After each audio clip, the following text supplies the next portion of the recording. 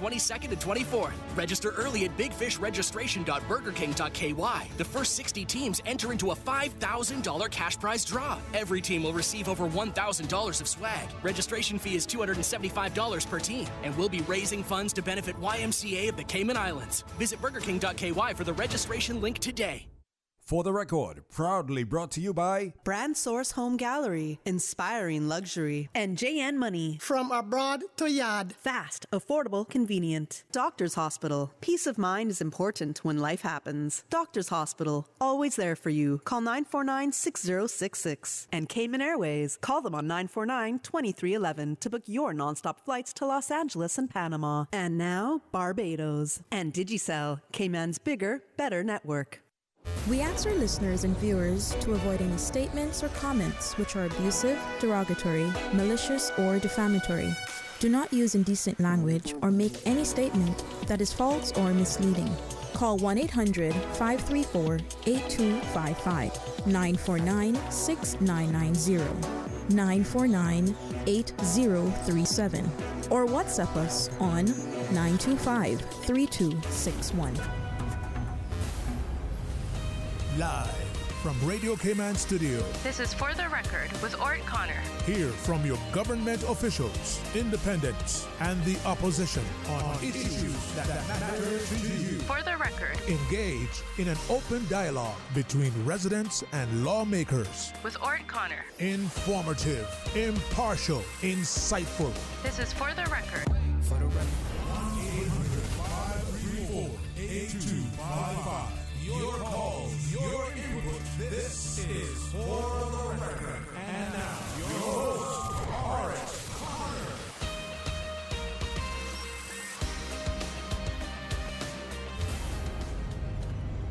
Good morning, good morning, good morning, O land of soft, fresh breezes and verdant trees. So fair. Today is Friday, the 23rd day of February 2024, right here in the beautiful Cayman Islands. We do hope and we trust that everyone had a restful, peaceful, enjoyable evening.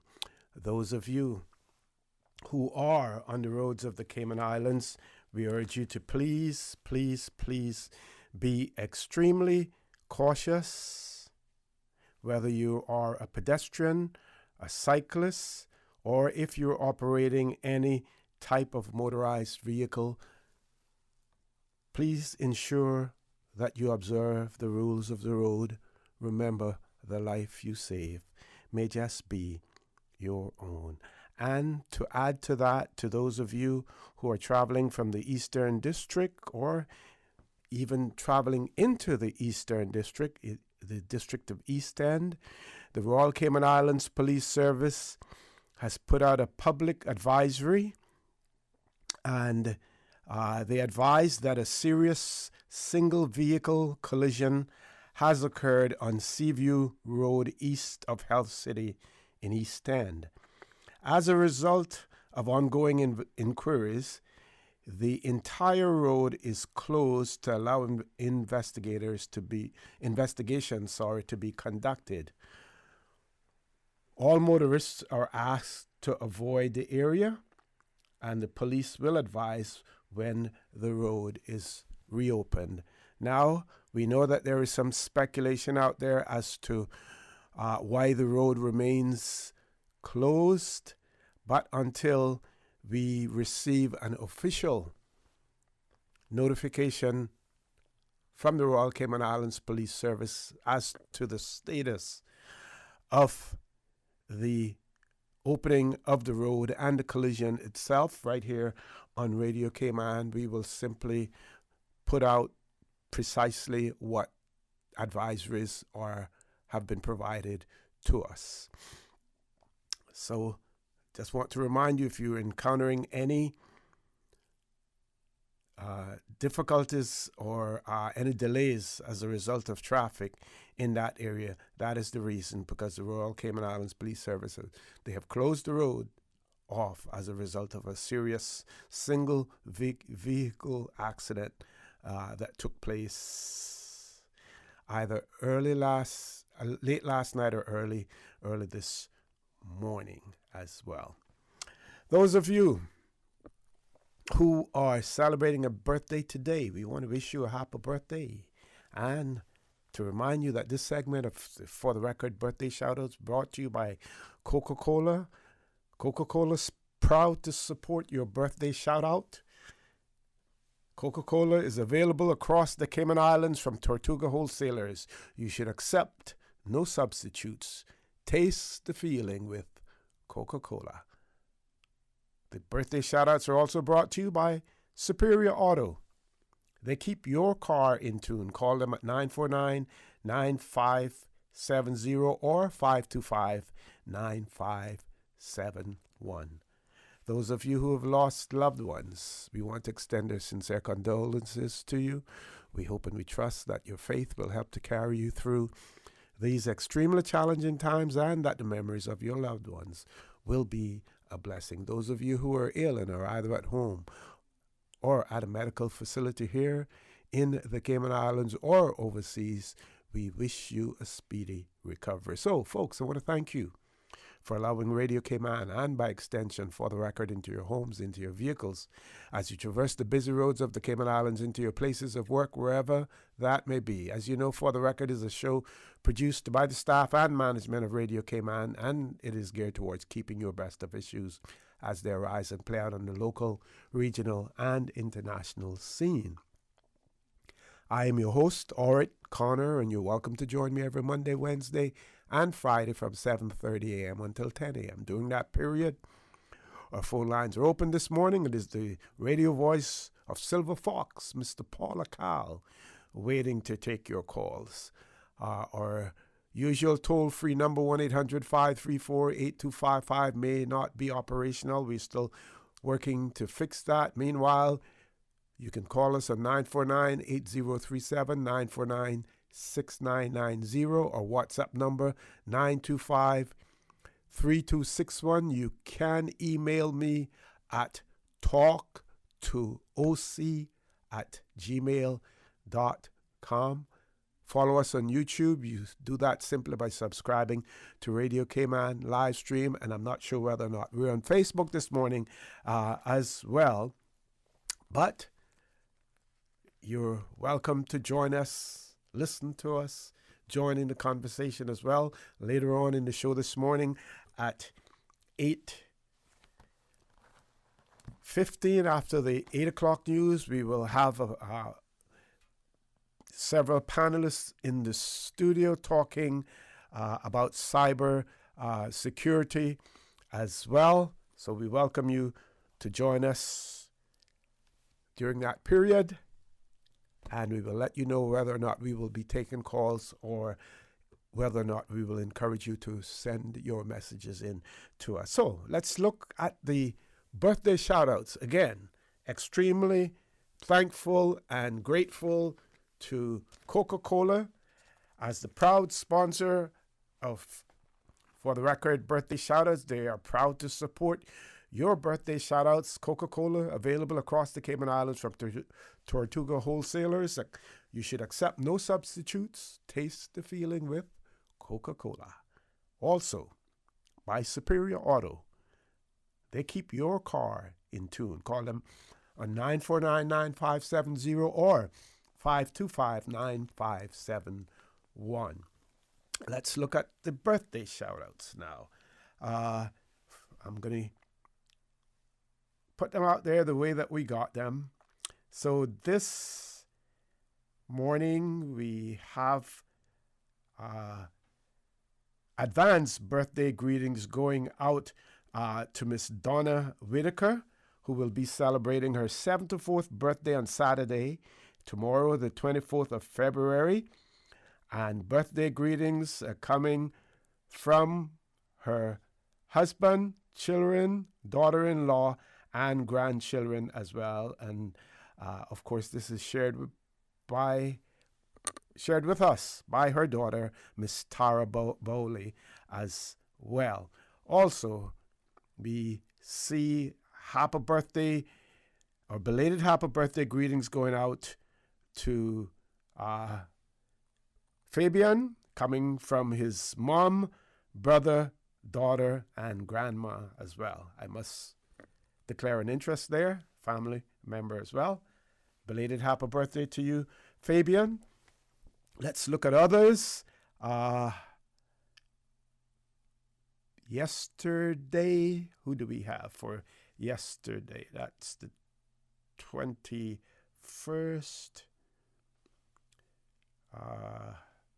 The 22nd. We're looking for all of the birthdays now. Okay. Paul said he just sent me one. So today, we have Miss Vanita Ryan. She's celebrating her birthday today. We want to say happy birthday to her. Miss Barbara King is celebrating her birthday tomorrow on the 24th.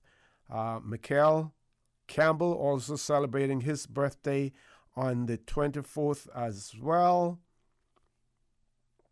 Don't want to miss anyone. I'll get in trouble if I do. Casey Phillips celebrating a birthday tomorrow. Mr. Dale also celebrating a birthday tomorrow. On Sunday, Mr. Klein Glidden will be celebrating his birthday, as well as Joseph Betty and Bev Brown. We also have birthday greetings going out to Miss Lynn Whitaker, and Miss Lynn Whitaker's birthday is today, and Miss Donna is tomorrow, the 24th. Those are coming from Miss Jewel as well. I'm going to scroll down, make sure I don't miss anyone, because I will get in trouble if I do. I think I covered all of them. Paul, did I cover the one that you sent as well? Okay, let me... here we go. Okay. Lydia McPhail, Indiana Tatum, and Oliver Jackson is actually deceased. He's deceased. So we have Lydia McPhail, Indiana Tatum today. And, our own Silver Fox, Mr. Paul Akal, will be celebrating his birthday. Is it today or tomorrow, Paul? No? Tomorrow, Paul is celebrating his birthday. Yeah, tomorrow. Silver Fox, Mr. Paul Akal, celebrating his birthday as well. So when you call in to him on the phone line this morning, you may want to say, advance happy birthday to you, Mr. Silver Fox. We're going to take a commercial break. When we return, we will share with you some government news, one person who has been identified as Employee of the Month, and also one person who has just been appointed to a new and extremely important position as well. So don't change that dial. Please stay tuned for the record. We'll be back shortly. The Cayman Islands boasts of a long, colorful, and rich history. In tribute to our roots, Radio Cayman, the voice of the Cayman Islands, is pleased to bring you the Historical Vignette Series, brought to you by Rotary Central. For more than 110 years, Rotary members have used their passion, energy, and intelligence to take action on sustainable projects. The Cayman Islands, he hath founded it upon the seas. Captain Joseph James Anglin, 1899-1982. Captain Joseph James Anglin was a sea captain who sailed to the Mosquito Keys, Nicaragua, Cuba, and Tampa, Florida. Married to Alvis Chrissy Ebanks, and the father of 12 children, he was a God-fearing Christian and a preacher in church. Known as a good neighbor, he helped to build a strong community.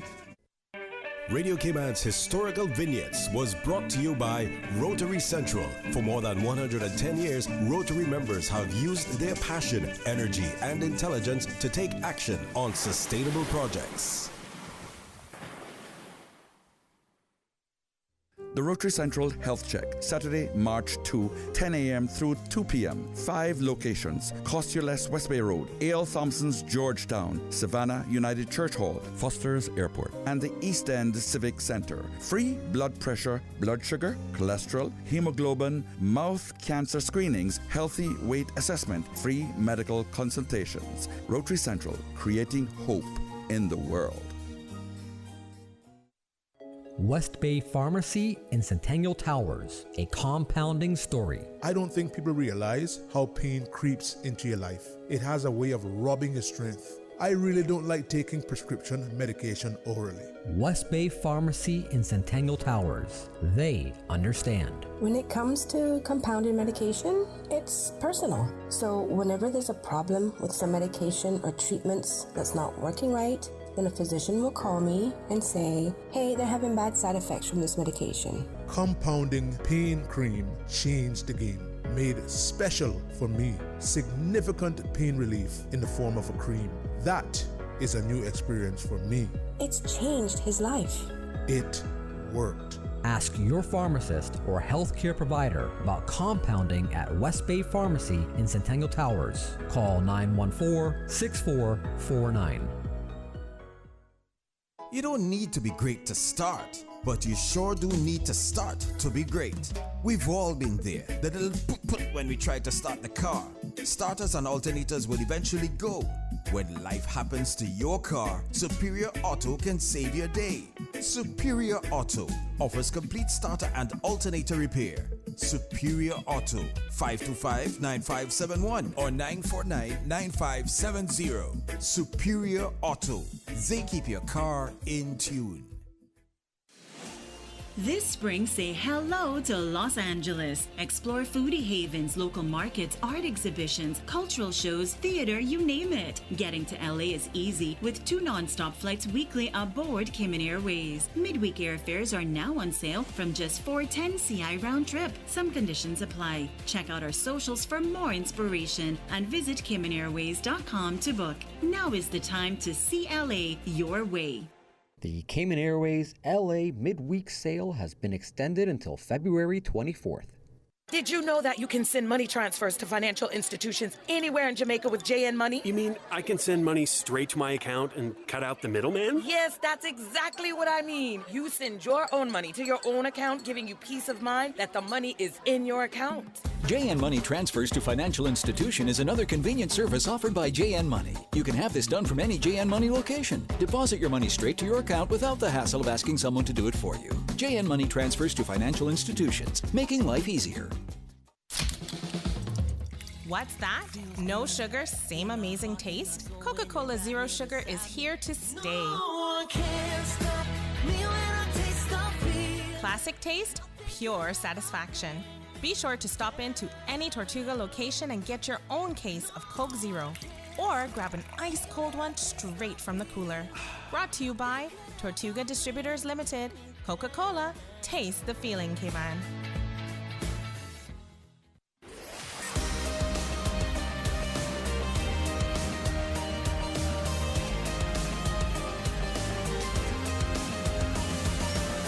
This is For the Record.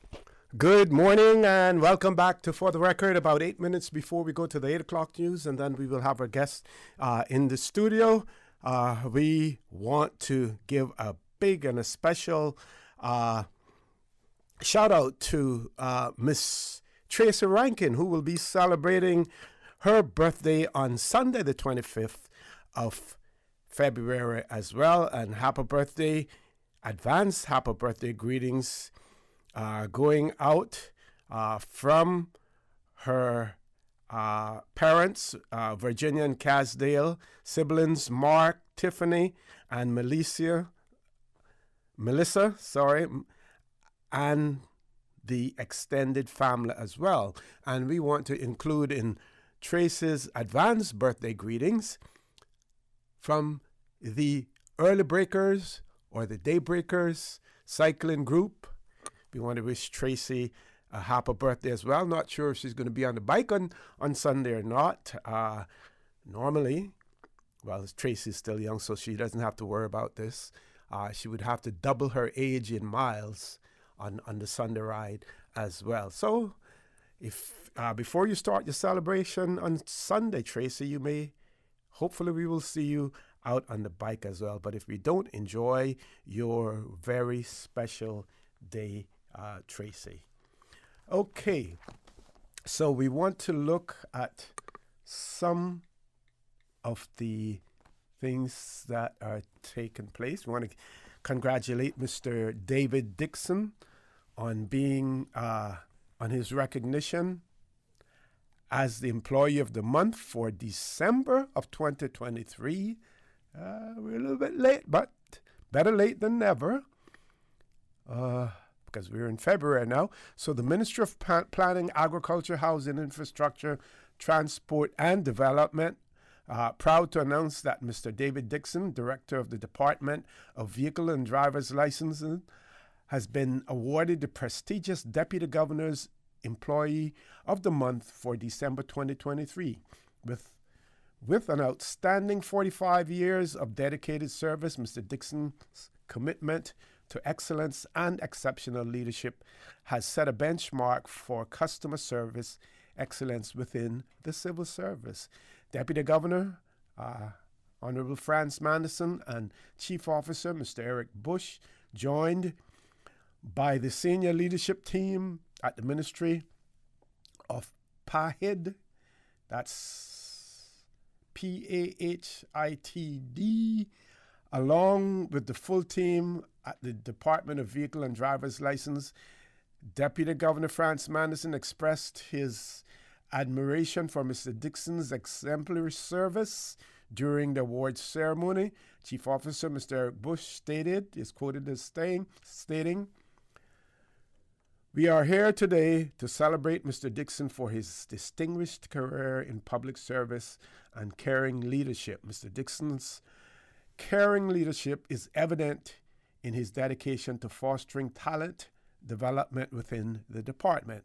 Deputy Governor Franz Manderson commended Mr. Dixon and the entire DVDL team for their commitment to excellence. He expressed gratitude to all employees for their support and collaboration, highlighting Mr. Dixon's significant contribution to talent development within the civil service.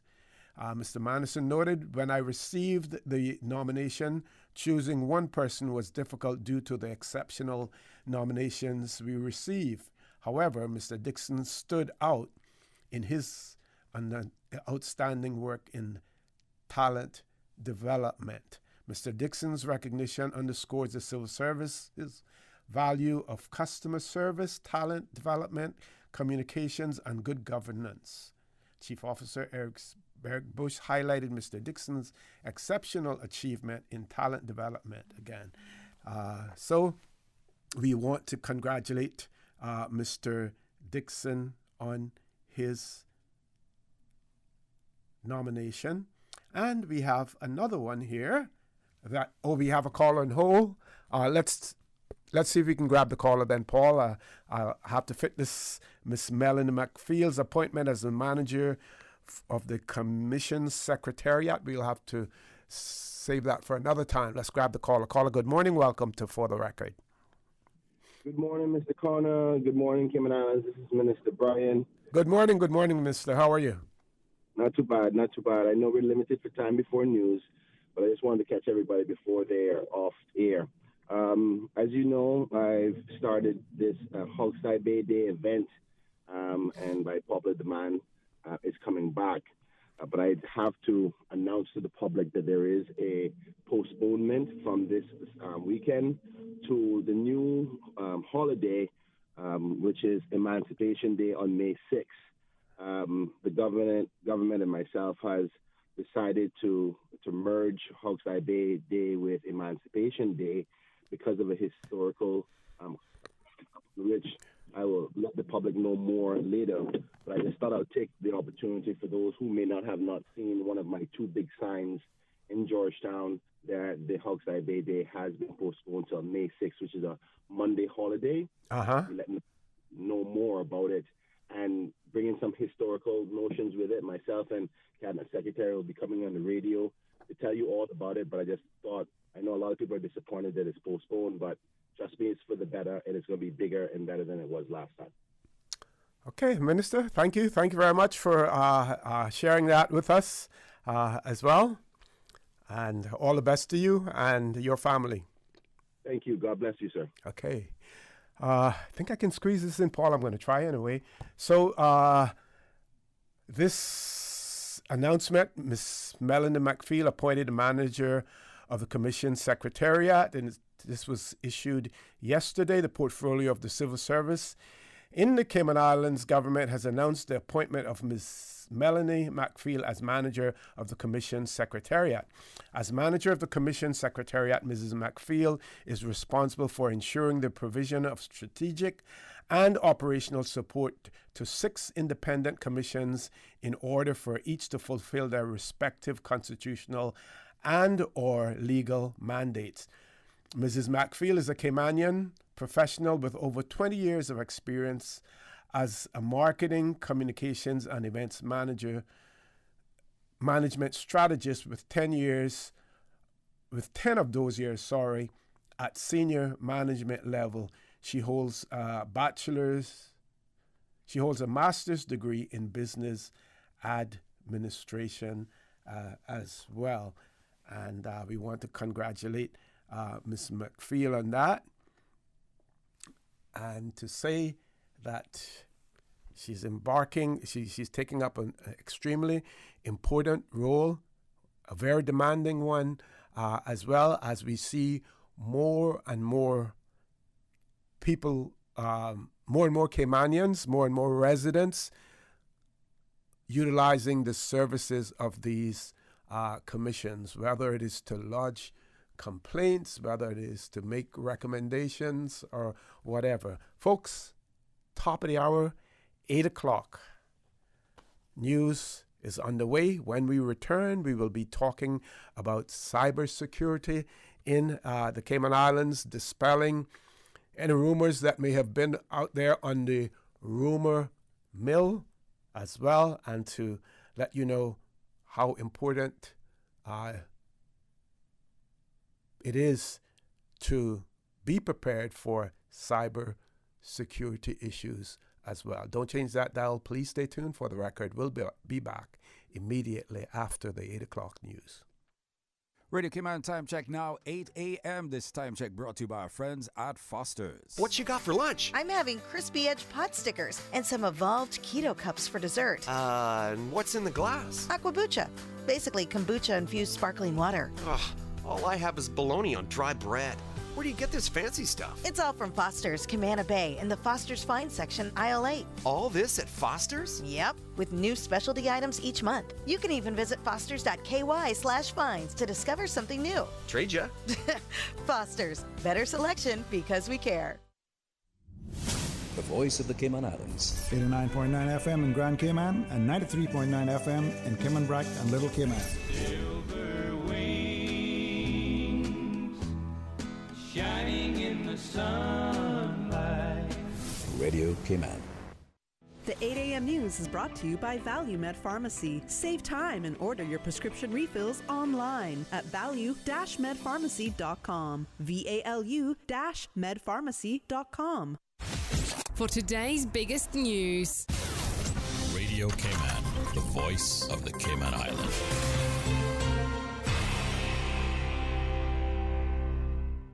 With your latest news, I'm Carsley Fuller. A police investigation is underway this morning in East End. Drivers can expect delays if they're heading to town from the Eastern Districts after a, quote, serious single-vehicle collision on Seaview Road.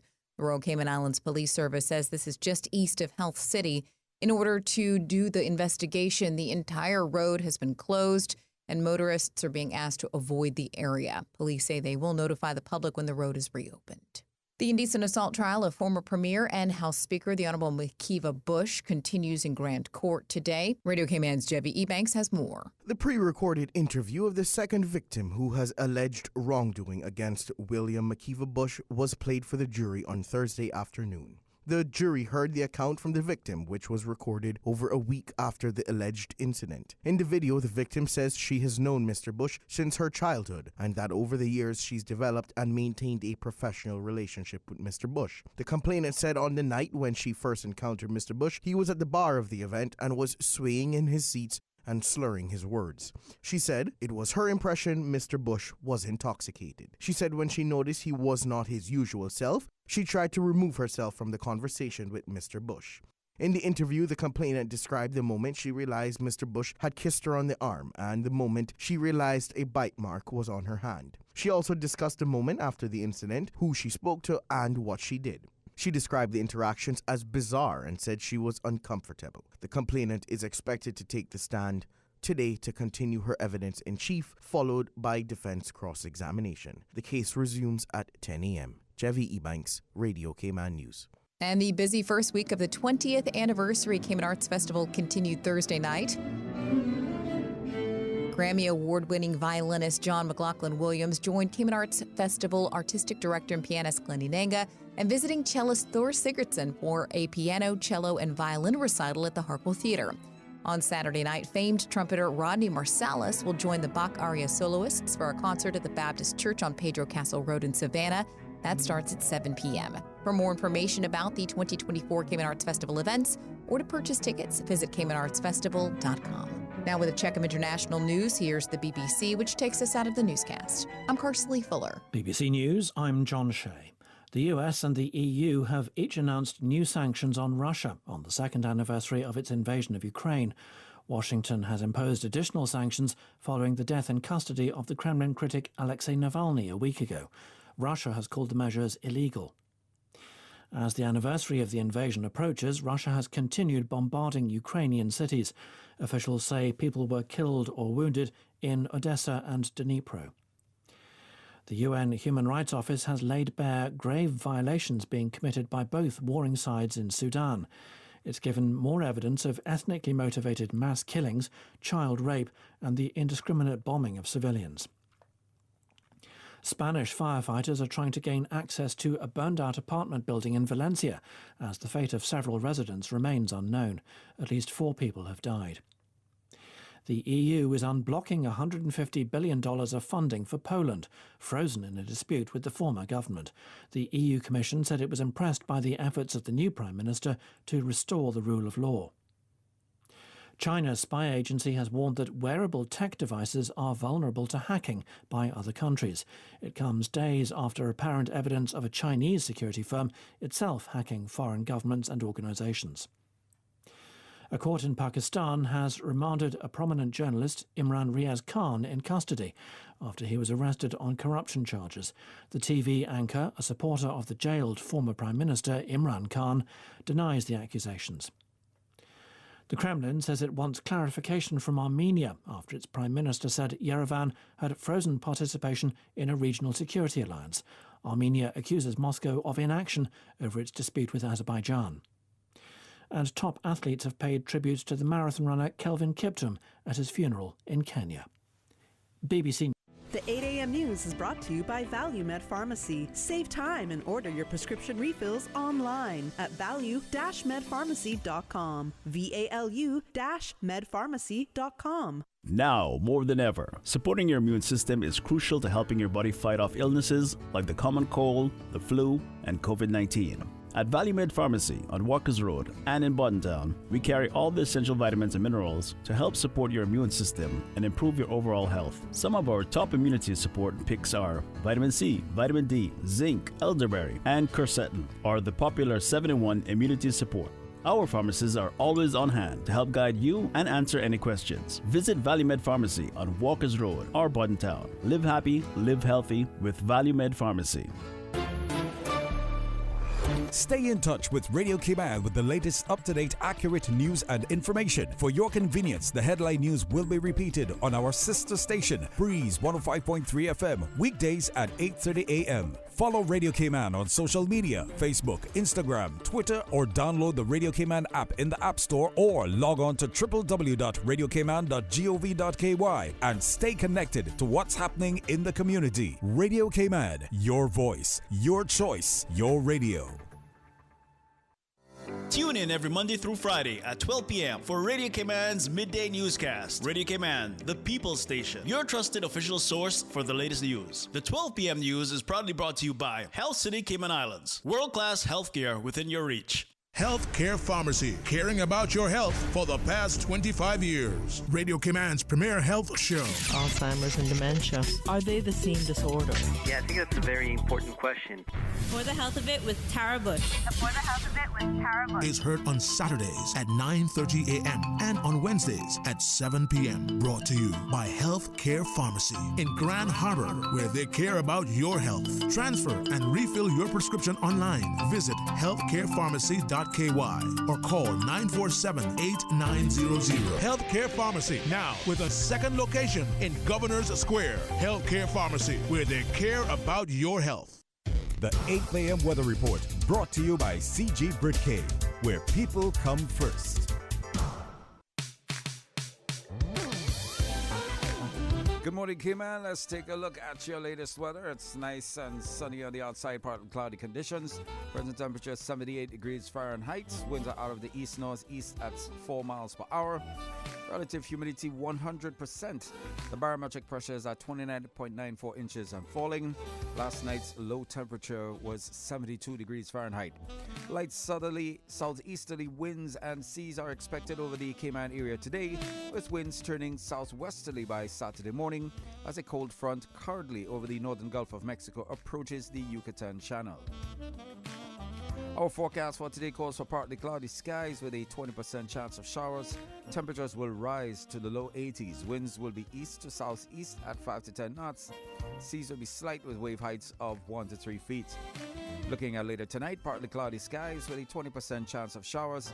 Temperatures will fall to the low 70s. Winds will be south to southeast at 5 to 10 knots. Seas will be slight with wave heights of 1 to 3 feet. High tide is coming up in the next hour at 9:26. It's going to be low at 3:28 this afternoon. High again at 9:16 tonight. The outlook is for light northwesterly winds and slight seas by Saturday evening as the cold front crosses the Cayman area overnight, with moderate to fresh northeasterly winds by Sunday morning. And now, my friends, is your latest weather. Take some advice from your Aunt Angie. If you're going to invest in an exotic pet, choose anything but a Norwegian forest cat. Apparently, they will eat all your jewelry. Before you know it, you're racing to the vet when your cat escapes from his carrier and lunges for your earrings. You crash and your cat swallows your pearls. But if you're smart, you'll have CG Motor Insurance and get the best comprehensive coverage for the price. Get the best comprehensive coverage for the price. CG Britcay. Good like that. All benefits are subject to policy provisions, including eligibility at the time of service. The 8 a.m. weather report brought to you by CG Britcay, where people come first. The traffic report is brought to you by Subway. Enjoy a delicious start to your day with breakfast from Subway. From boat days to beach gatherings, leave the catering to Subway. Choose from small and large sandwich platters, double meat wrap platters, and top it off with optional cookie platters for dessert. Or ask about our Subway box to go with the option of 6-inch or foot-long sandwich, 1 cookie, and 1 bag of chips. For all occasions and celebrations, let Subway focus on the food so you can focus on the fun. Visit subway.ky for catering options. Subway. Eat fresh. All right, once again, morning to you, my friends. Let's take a look at the traffic situation. Looking at the east-west arterial, most of the traffic has cleared up, but getting to the Red Bay roundabouts, traffic, you run into some traffic there, slow moving. And of course, trying to get into your respective lanes, those continuing through the Century 21 roundabout, continuing to get onto the Linford Pearson and Crew Road. You'll experience that slow moving traffic, similar going through South Sound as well. And of course, getting to Agnes Way, got some traffic there as well as you turn onto Crew Road. Now remember, I think this weekend the Agnes Way may be closed off.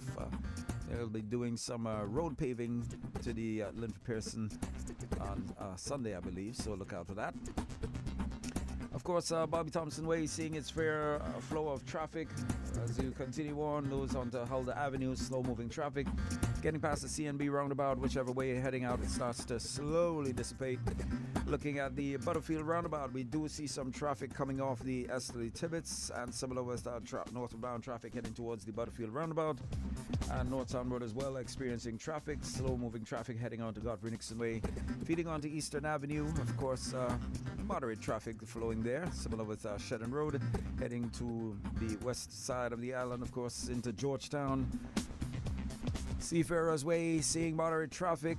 2 cruise ships in port. Northwood Street, West Bay Road, seeing some moderate traffic as well, flowing into the Georgetown area.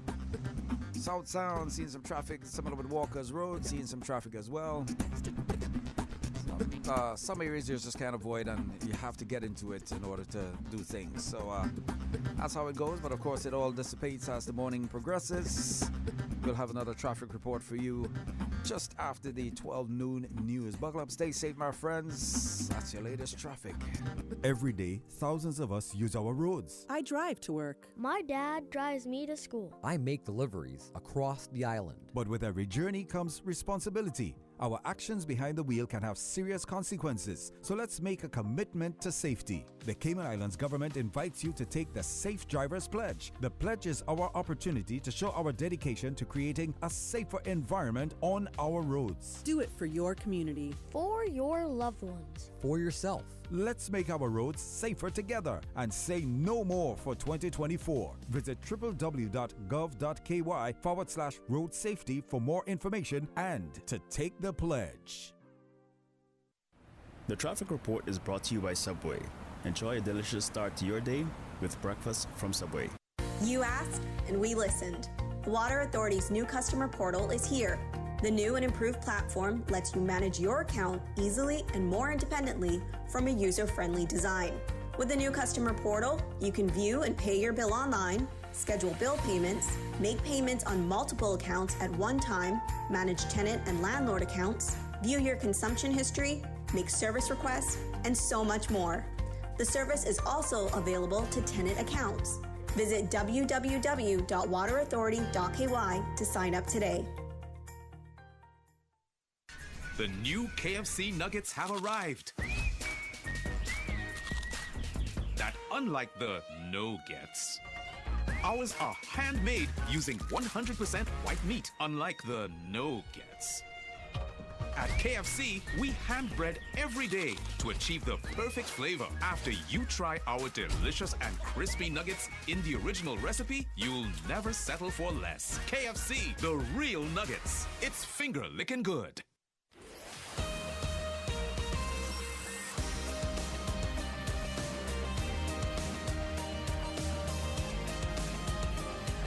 For the record, with Orrett Connor.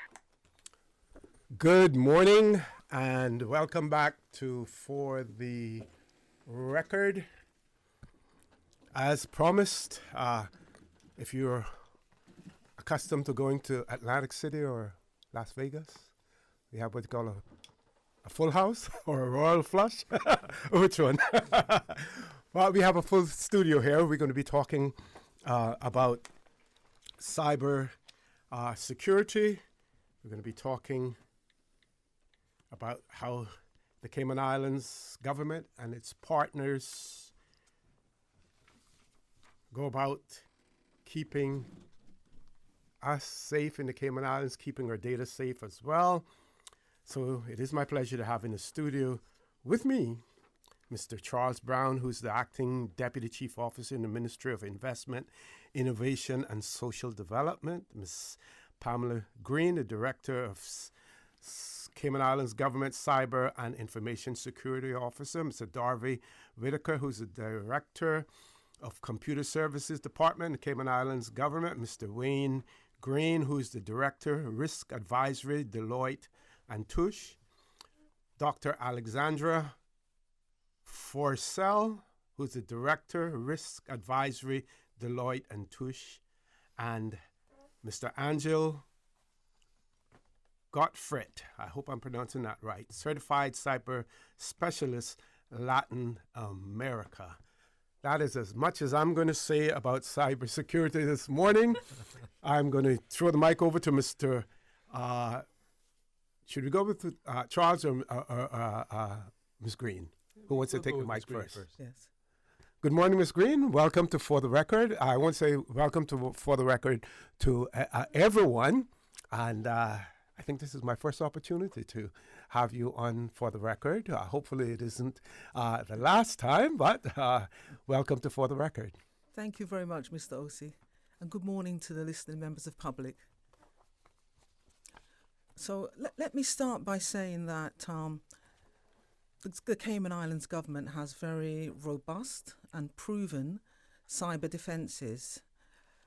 Like many organisations around the world, we also targeted with cyber attacks, and we're able to successfully repel and defend against those attacks. We have a track record which we're very proud of. Long may it continue. So turning to the recent event, I'm calling it a cyber attack attempt because that's just what it was. It was an attempt, and we were able to successfully defend it in line with our standard operating procedures. And there was no compromise of any government systems. And so, we're happy to say that to members of the public. Okay. Mr. Brown, over to you. Good morning. Good morning again. Good morning. Welcome back. So we were definitely interested in coming on air to just put the public at ease and give the public assurance that we have taken international best practice standards in addressing this attempt. And we brought in Deloitte as a third-party reviewer to just do some deep dive analysis of systems. And this is also to just give us assurance that there's no what we call persistence anywhere on our system. So all reports are incredibly positive, and the attack was thwarted, and we are very thankful that our defenses have held true. Okay, we want to hear from Deloitte over on the other side. Good morning. Welcome to For the Record. You can introduce yourself to our audience, please. Good morning, Mr. O.C., and good morning to the public. Director Wayne Green with Risk Advisory. Just as the rest of the panelists said this morning, we were invited to offer our services to the Cayman Islands government, and we were proud to have been selected to assist the Cayman Islands government in reviewing the cyber event that Ms. Green and Mr. Brown just spoke about. It's not uncommon, as Ms. Green said, to go through these types of reviews, and it's something that we do as standard industry practice, offering what we call cyber incident response services, just assisting organizations like the Cayman Islands government to step through this, just to ensure that everything is ticked and tied from their side. We can say that based on the evidence that we've reviewed to date, there has been no exfiltration of Cayman Islands government data. And, that's where we stand. Although the investigation is still ongoing, as of right now, we have seen no evidence of Cayman Islands government data being exfiltrated. Okay. Thanks, Wayne. And as Ms. Pam has mentioned, the cyber threats are prevalent everywhere. So that's not something uncommon that just happened to the Cayman Islands government. That's just the reality of the modern world. We all live with technology, and technology is great. It's helping us all, but it also creates the threats. And if we look at cybercrime, it's evolving and it's becoming more and more mature. I'm thinking I want to age myself many years ago when I was at the university. And it was cool to be part of the chaos construction or chaos club. There were hackers everywhere, and there were kids that were trying to break things. A lot of them did not have malicious intent. But then technology evolved. There is more data. There is more value in this data. There is more money in this data. That attracted people like cyber criminals. And then we saw cybercrime becoming organized. Then we saw actual cartels. FBI talks a lot about it. The actual cartels diversify, go into cybercrime because that's where money is.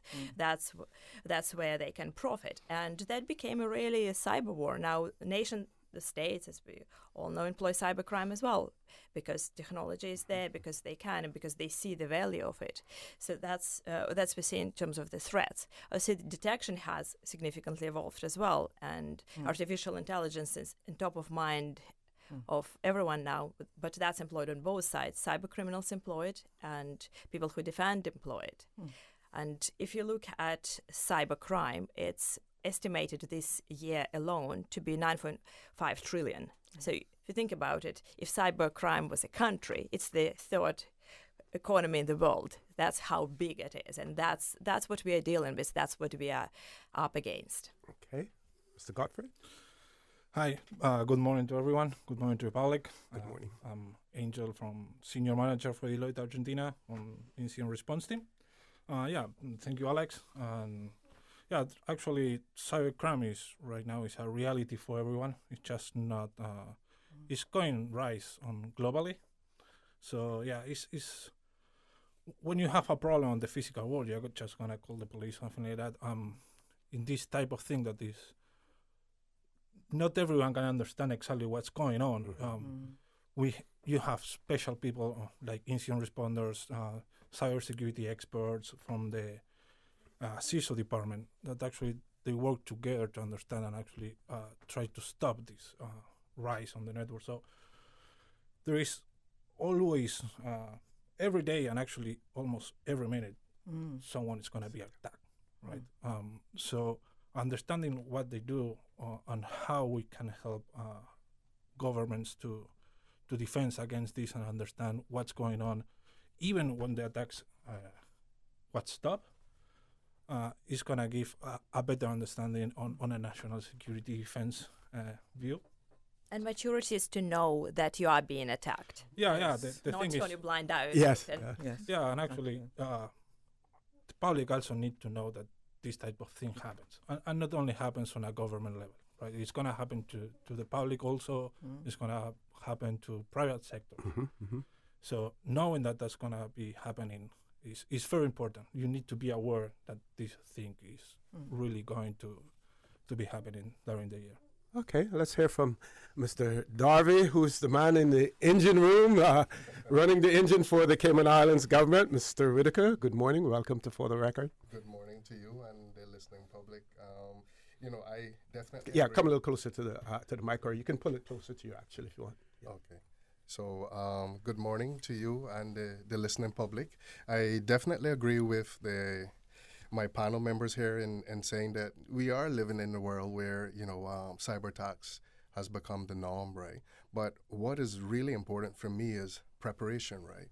How do you prepare yourself for something like this, right? Because it's not if it's going to happen, it's when it's going to happen, right?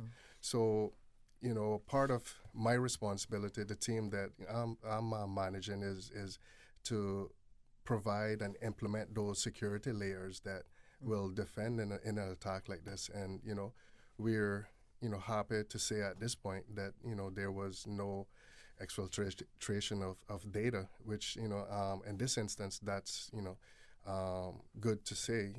There's so many different ways that this could have went, right? But, I just wanted to say big thanks to, the cybersecurity unit and, all of my team members that, put in the long hours, to be able to defend, and my colleagues, the Deloitte team, for coming in on a moment's notice to, to assist and to make sure that, we are reviewing all of these logs to say, well, all right, was there an incident, what happened and all that, because you don't want to be complacent and say, well, all right, we defended and that was it, right? We want to be able to say without a shadow of a doubt that, we did see abnormal activity and, if you were and able to block it. So for me, that's very important, right? Because we do want to safeguard government's data. Okay. How challenging is it when you have such a wide network as far as the Cayman Islands government is concerned? Does that make it even more challenging for you to defend against cyber attacks? It definitely is.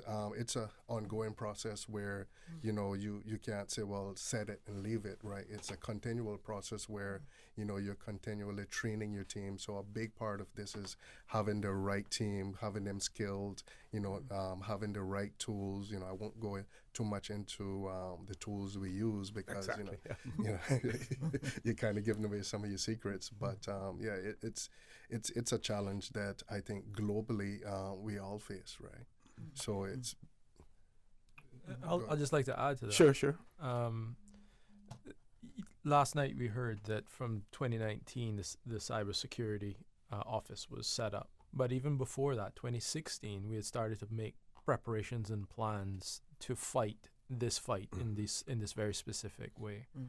And as both Darby and Ms. Green have said, it is a constantly evolving landscape of how to defend, and obviously tactics will change over time, technology changes over time, but there's consistently efforts being made to thwart these. And the team won't go into specific details, but there are many hundreds of attempts that happen daily that are just thwarted by our defenses. And as Deloitte mentioned, it is very important to know when you're actually being targeted with a more sophisticated attack. So and then you can change and pivot and defend in another way. So I'm very pleased that although we have many doors facing the internet public, we have the layers of sophistication and the layers of defense to defend such a wide landscape. And if it was just left up to cyber, everything would be blocked. But we have to do business, right? And we have to interact with the public, and therefore there's always this interface and this balance of an approach. Okay, we have about a minute before we go to a commercial break. But when we return, we want to talk about the importance of cyber security awareness and preparedness, as well as the role that is played by using advanced technologies in being able to deter these cyber attacks as well. And to the people over at Deloitte, curious to know in terms of how difficult it is to, I know it's practically impossible to be ahead of the criminals, the attackers. But if you can stay in stride with them or one step behind, but possibly, are we looking forward to being ahead of the criminals, in most instances? If we could talk about that a little bit when we return from the commercial break. Folks, don't change that dial. Please stay tuned. I want to remind our listening and viewing audience, if you have any questions or comments, we would prefer that you direct them to our panelists via or WhatsApp 925-3261 or email me. It is talk2oc@gmail.com, because we won't be taking any phone calls at this point in time. So please stay tuned. For the record, we'll be back shortly. This spring, say hello to Los Angeles. Explore foodie havens, local markets, art exhibitions, cultural shows, theater, you name it. Getting to LA is easy with 2 nonstop flights weekly aboard Cayman Airways. Midweek airfares are now on sale from just $410 CI round trip. Some conditions apply. Check out our socials for more inspiration and visit CaymanAirways.com to book. Now is the time to see LA your way. The Cayman Airways LA midweek sale has been extended until February 24th. So much happening so fast, too much. It is hard for me to follow my health care instructions. The private counseling with West Bay Pharmacy literally saved my life. At West Bay Pharmacy, we know how complex medications can be. Our pharmacists are delighted to offer you personalized one-on-one healthcare counseling, free medication review, therapeutic callbacks, and we will liaise with your physician to ensure you receive the best in quality medical care. Quality of life has a whole new meaning with the right pharmacy to support you.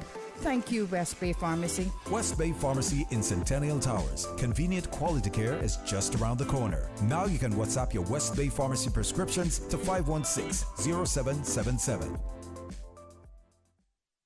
At Bransour's Home Gallery, we believe in love at first sight, especially when it comes to closets. And we're spreading the love by offering 15% off on custom closets throughout the month of February. Let our experts design the closet you've been dreaming of, a functional space that's perfect for you. Save 15% on all custom closets this February at Bransour's Custom Closets. You dream it, we'll design it and build it. Visit Ranso's Home Gallery today for a free in-store consultation. Dorsey Drive, Industrial Park. Phone 623-6774. This is Eliane Powery, Miss Universe Cayman Islands 2023. I am concerned that our beloved islands are at a high risk of losing plants and animals that are only found here. Warmer temperatures, drought, and other changes are harming our unique species and the habitats they depend on. Losing biodiversity means losing the benefits that nature provides, like clean air and water. To learn more about the climate risk to our islands, visit www.gov.ky/climate change policy.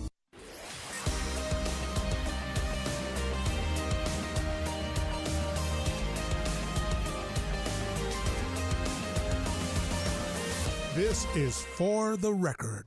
Good morning and welcome back to For the Record.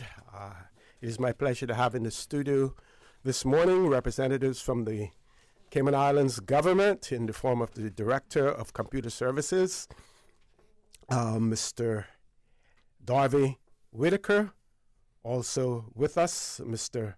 Charles Brown, who's the Acting Deputy Chief Officer in the Ministry of Investment, Innovation and Social Development. Ms. Pamela Green, who's the Director for the Cayman Islands Government Cyber and Information Security Office. And from the private sector, we have Mr. Wayne Green, who's the Director Risk Advisory at Deloitte & Touche, Dr. Alexandra Forcell, Director Risk Advisory, Deloitte & Touche, and Mr. Angel Gottfried, Certified Cyber Specialist, Latin America as well. So before we went to the commercial break, we wanted to know about what are the challenges, either keeping in lockstep with the criminals, trying to be ahead of them, or even if one step behind them. Yeah, no, Mr. Connor, thanks so much for the question, and it's a great one. And I think something that we not only would tell our clients, but we tell the listening public as well, is that cybersecurity starts with the individual, right? And being vigilant is the first step and the key step. So, to have it relate to what we're saying for the public, if you think about all of your devices that you may have connected in your home, and I'm not talking about your laptop and your cell phone, right? I'm talking about the things that folks have, their doorbell cameras, their security systems that they may have connected. And as homes, their smart speakers, as homes become more smart and we become more connected, it does introduce more risk. And, not only for an organization, but for an individual as well, right? And I would say that, be aware of how you're configuring those devices, right? People should take the time to read to see what they're clicking next to, take an extra minute or two to see what they're agreeing to, because they may inadvertently misconfigure something and they may be exposing some of their data to the public internet. Additionally, when they get those alerts for their devices that they need to be updated, take those seriously and update your cell phone, update your devices at home. Don't wait, right? Because these things will help in thwarting an attacker. And, again, the vigilance is key, and just being aware, right? That awareness is something that we preach, not only we'd say to the individuals, but to organizations as a whole. We have awareness programs that we conduct at Deloitte. But, from an organizational perspective, I'll actually hand it over to Dr. Forcell, and she can comment on some of those items as well. Thank you, Wayne. From organizational perspective, and generally when we talk about cybersecurity at Deloitte, we normally say that there are several key pillars. So there is the underlying foundation that we look at as the governance, so understanding what you are, what you stand on, what your assets are, and then look at the security component. Try to defend your perimeter. So think of living in the castle, you need to build walls around you, right? To, then probably put water and crocodiles, whatever you can based on your budget.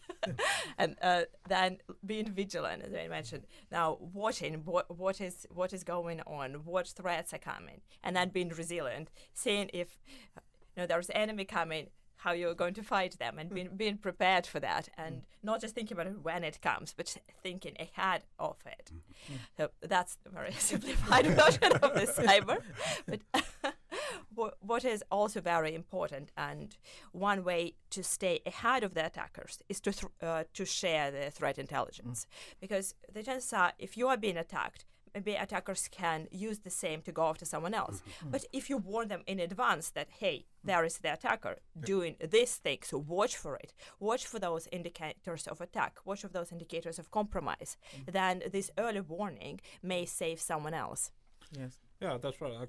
Actually, that advice that Alex is giving actually is also applied for the public, so for the individual itself. So if for any chance you have a problem, you are going to tell the people you know, right?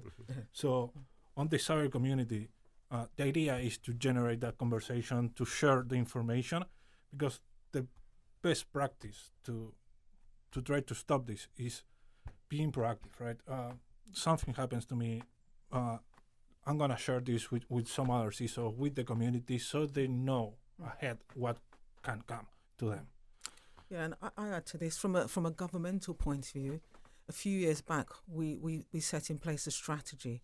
So a strategy, our long-term plan of how we're going to stay ahead, what we need to implement, because often cybersecurity measures that you need to implement take time to implement, several months, they may take years.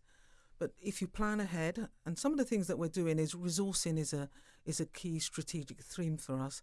How do we build a local pipeline of resources to be those cyber defenders in the years to come? And we've done many things along those lines.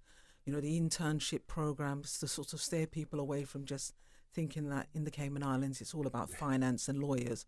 So we've been successful with that, you know, in terms of that intern program. We've also developed a community sharing across the wider public sector, and we're working with our partners, Deloitte, PwC, and the others, to say, how do we share what we see? Because government has the largest digital footprint on the island, so we see more than anybody else. So we regularly share, we regularly have monthly meetings, and so on and so forth. And artificial intelligence was key for us from the beginning. We knew that without artificial intelligence-based systems, this is back in 2019, before artificial intelligence became a big thing, that our systems needed to be based on that technology. And so we invested in that as a government, and it stood us in good stead as we sit here today and able to defend against sophisticated attacks. Okay. One of our listeners wanted to commend the Cayman Islands government for, you know, coming out front and talking about this. They mentioned the fact that they have seen other jurisdictions similar to ours who have gone about denying that there has been a cyber attack. And so they wanted to commend you for that. Can you talk a little bit about some of the legal obligations, the obligations that you have to your customers, Sure. You know, from a legal standpoint. And I'll just put another question out there because I'm going to try to stay away from the mic as much as possible. Again, over to the Deloitte group when we get a chance. Someone wanted to know whether or not there was a distinction between cyber attacks and ransomware, whether or not there's a clear distinction between the two. If you could address that as well. Sure. So I'll start from the good governance perspective. Sure. And this really starts with, you know, how data is handled. We were using the analogy of the castle and the cyber crocodile on the outside. But inside the castle, you know, there are rooms. And this is one area where you don't want a lovely open design plan, right? You want containerization, you want structure between the spaces, and you want to have real strict controls on who goes into those spaces and how that data is handled. So that's where it starts. But from a legal obligation, obviously we have a duty to notify the ombudsman should there have been a data breach, and that is spelled out very clearly in the Data Protection Act, and therefore we have to respect that. But in this case, we were fortunate that wasn't the case. As you've mentioned in the previous case, also regionally, attacks are up, and it is very important when we do come to the public that we are making very clear statements, and it takes time to capture that data, that analysis, to understand exactly what we're doing. And thankfully, in this case, very quickly we were able to thwart this particular threat, but brought in a third party to justify and to reassure our actual predictions. And then here we are actually talking about it. Okay, Mr. Whitaker, anything you want to add to that? Sure. Just adding to that too. We can definitely, spend millions of dollars in throwing at this. But I think a big important point to make here too is we are as safe as our strong as our weakest link, right? And what we are actually noticing is that some of the bad actors, if you will, are not trying to penetrate, those hard to get in, appliances or whatever layers of defense that you're using. So they'll rather social engineer or, try to trick someone into opening a spam email so that they can get into your organization that way. So this is where the CISO office comes in very important, and trying to create, that awareness in terms of, well, if you receive an email, maybe you shouldn't be opening that email, that if you don't know who it's from. And I think we'll get in more into that as we talk. Pam can expand a little bit more on that. But I think from our perspective, we're also looking at that too as well, to also educate, the staff within too as well, to be aware, of these possible attacks, right? Okay, that's great. I mean, they say that 95% of our cyber attacks start with a phishing email or some kind of social engineering. We're acutely aware of that, and we provide regular training to all of the civil service, and it's been made mandatory by our Honourable Deputy Governor, and we've got a high rate of people completing that training, and it covers that, and it covers many other types of attacks as well. So the awareness and the training and the education is key for us as a civil service. Okay, the light group over there, ransomware and cyber attacks. Thanks for your question, Mr. Connor. So when you think of ransomware specifically, which is actually a topic I'm quite interested in as well, it's what you would, these days at least, it is a very lucrative business. And I think last year it was a $1 billion business specifically for cyber criminals and some of the cartels that Alexandra touched on earlier. It's what we call a triple extortion attack. So when you look at ransomware, it's an availability issue first. That's your first attack. So it makes your data inaccessible. The second attack is the cartel or the organization is going to try and solicit funds, right? And these are professional organizations. These are companies. These are not just individuals, right? These are buildings set up in some jurisdictions. It's a full-grown business with CEOs, management, down to, where the consultant and associate. And they will try to solicit funds from the organization. And then your third attack, right? When I said it was triple extortion, if you don't pay, then they're just going to expose all of your data to the public internet, right? And which is something that's actually quite regular, and we're not immune to it in the Caribbean, right? We've seen it across the Eastern Caribbean, unfortunately. Telecommunications companies, and this is quite recently, just within the last few months, telecommunications companies being exposed to triple extortion attacks. Hospital systems, academia, so universities across the Caribbean, right, unfortunately being subjected to these sort of attacks from ransomware. Now, from a cyber attack, right, one of the ways we can describe it, or as an example, could be an adversary or an organization that is out for what we call hacktivism. Maybe they just want to disable your organization from providing services. Not a ransomware attack, but attack just want to disable a public service that may be available, just to wreak havoc and maybe to make a statement. Additionally, it could be a more advanced threat that maybe they're just after your intellectual property. They want your data. They don't want to make it inaccessible, but maybe they just want to lurk around for a number of years and just collect intelligence on you. And you would have seen a story late last year about a manufacturing company in Europe that had an adversary in for 3 years, right, collecting all of their intellectual property for their semiconductor manufacturing, right, and not disabling, but just collecting intelligence, right. So that's one way to describe a cyber attack.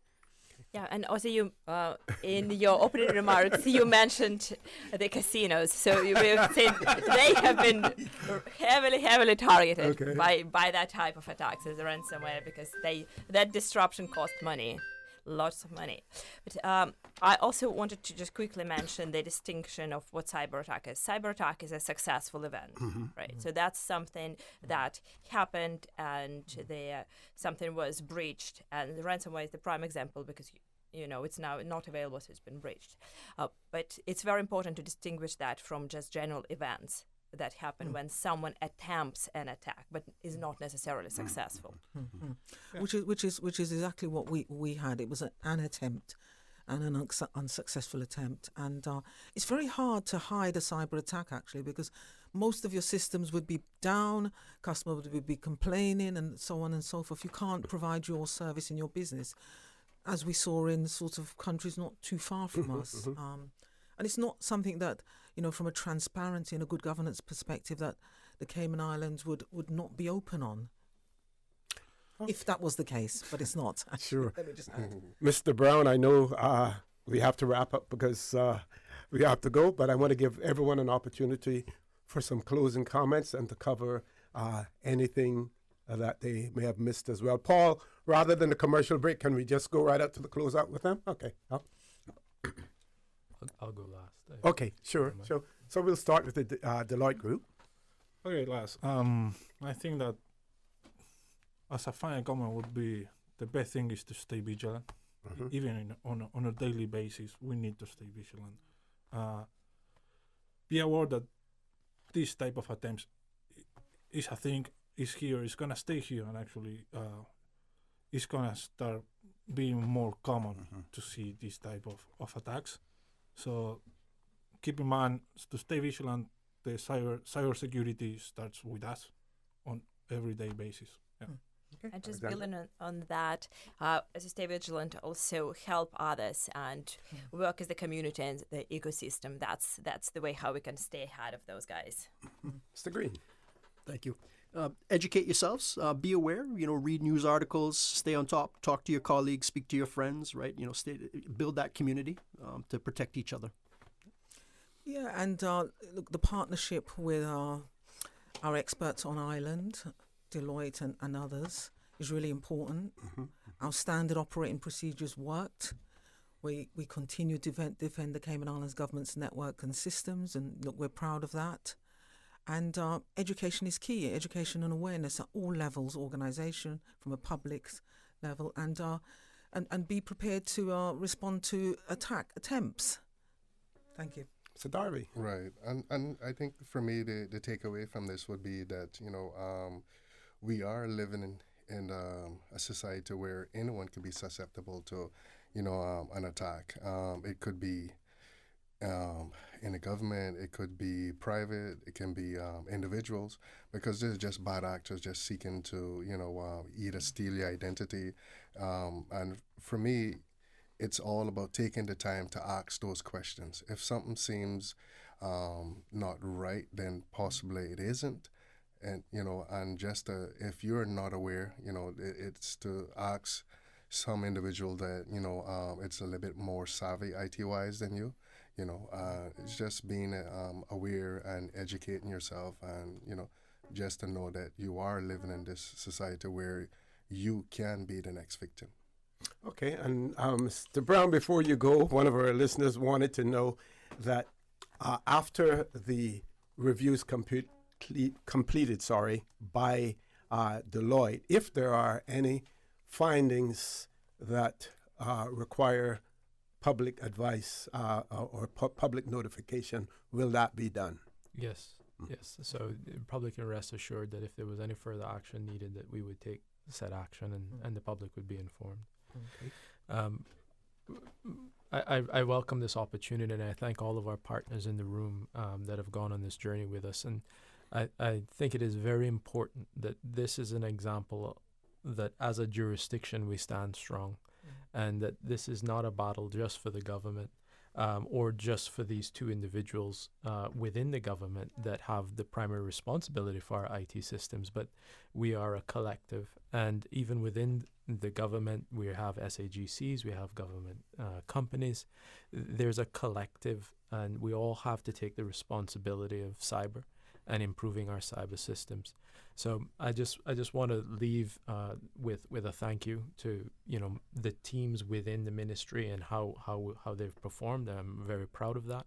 And next week, hopefully, we'll be hearing a little bit more about other good news stories of how we hosted the other overseas territories, discussing this very topic of cyber activity and cyber training and upskilling. And I think that is also a very positive story of how, as a region, we are trying to all work together to fight this wave. Okay, I want to thank all of you for being so upfront and sharing the information that you can share with the public, reassuring them that everything is under control and that there was an attempted attack that was successfully repelled. And we will hear more, hopefully, from Deloitte and Touche in relation to their further findings, as we go along as well. Thank you all very much. Paul, I'm going to throw it over to you. I think you'll include 2 commercial breaks into one, and then we'll come back at 9 o'clock for headline news, and then we will open the phone lines. No guests will be in the studio at that point in time, so I guess I will be in the firing line. So not a problem. We have lots to talk about. Please stay tuned for the record. We'll be back shortly. She hear clunk and her car stop. I was just about to send her some money, so I send it straight to her JN Money Transfer card. It cost me less, and perhaps she use the card, pay the garage right away. She'll get discount through the JN Rewards program in Jamaica. This card make things easy. You can even get funds at any multi-link ATM. JN Money Transfer Card. Fast, affordable, convenient. Tell your loved ones in Jamaica about it. Sign up is free. At Doctors Hospital, we know life happens, and usually when you least expect it. So when unexpected medical issues arise, you need quality care close to home. Located in the heart of Georgetown, our accomplished team of physicians and medical staff treat minor urgent conditions such as migraines, chest and abdominal pain, shortness of breath, burns, broken bones, open wounds, and more. 24 hours, 7 days a week with no appointment necessary. Peace of mind is important when life happens. At Doctors Hospital, we're always here just for you. Need to speak to someone? Call 949-6066. Ladies and gentlemen, have you heard the news? Digicel is back with exciting offers that are too good to resist. Activate one of our brand new prepaid or postpaid plans today and experience telecommunications like never before. With more data, dedicated entertainment options like Netflix, YouTube, Spotify, and endless social text data for all your favorite platforms. Digicel is here to make sure you stay connected and entertained. Whether you are on a prepaid or postpaid, you will also enjoy dedicated roaming data for the USA, Canada, and the Caribbean. It's all about value, and Digicel has got you covered.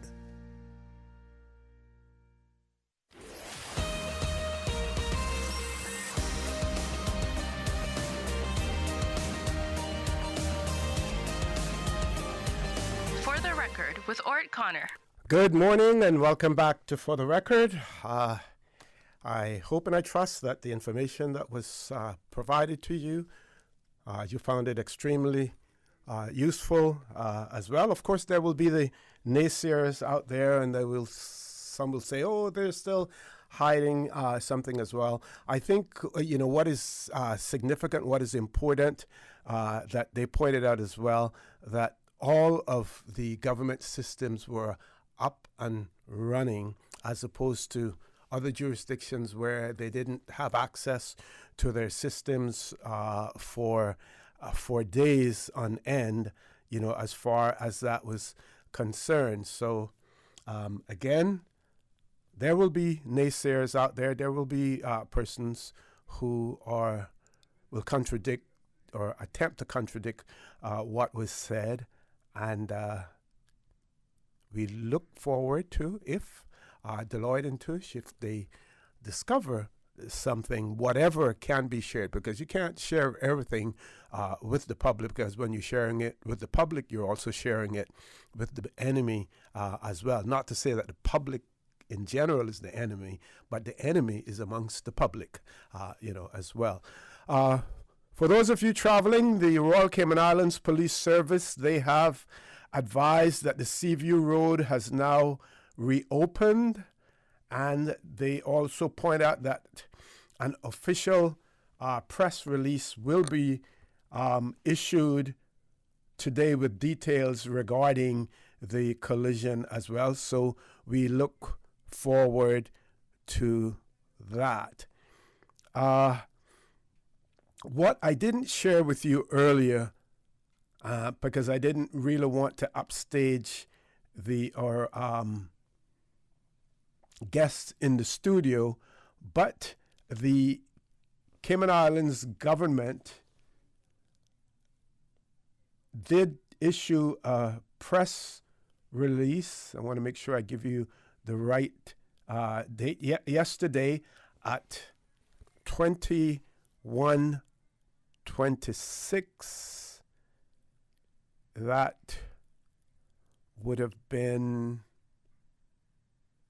21:26, and I will share that with you. Time will not allow for all of it, but let's start with it. So it says,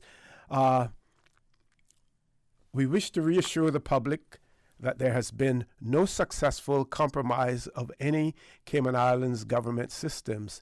The government's cybersecurity office, in conjunction with the Computer Services Department, the Department of E-Government, and other regulatory authorities, continually monitor and combat cyber threats to protect our systems and services. A recent thwarted cyber attack serves as a reminder of the ongoing international threats and the government's work to avert them.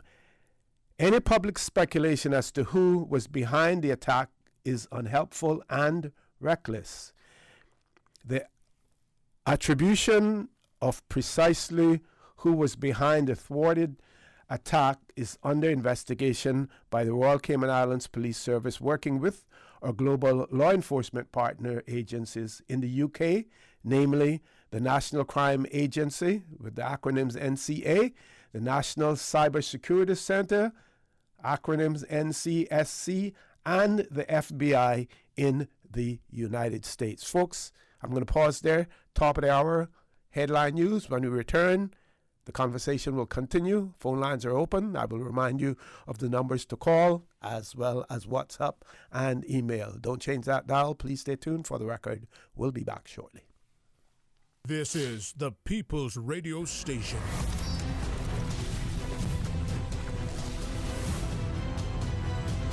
Radio Cayman in the Cayman Islands. From Radio Cayman's newsroom, this is Headlines. Local, regional, international news. No successful compromise to any Cayman government systems. That's the message from the head of government cybersecurity office. The Cayman Islands government was targeted with a cybersecurity attack attempt on February 9th, and it was successfully thwarted. Police are working with international partners to track down those responsible. And American companies made history by becoming the first commercial outfit to put a spacecraft on the moon. Houston-based Intuitive Machines landed its Odysseus robot near the lunar South Pole. It took some minutes for controllers to establish that the craft was down, but eventually the signal was received. It was an important moment not just for the commercial exploitation of space, but for the U.S. space program in general.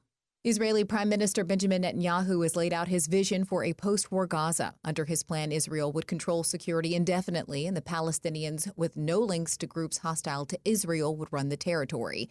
The U.S., Israel's major ally, wants the West Bank-based Palestinian Authority to govern Gaza after the war, but the short document, which Mr. Netanyahu presented to ministers last night, makes no mention of the PA. Those are your headlines. I'm Carsley Fuller. More news available at www.radiocayman.gov.ky. Check out our social media pages: Facebook, YouTube, X, formerly Twitter, Radio Cayman Headline News.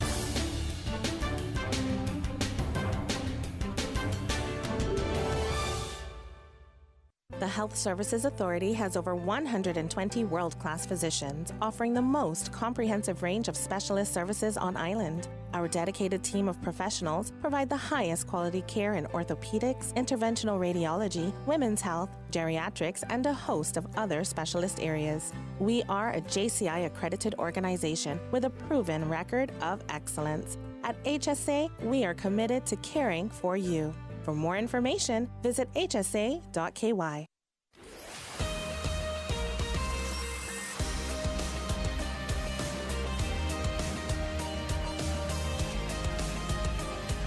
For the Record with Orrett Connor.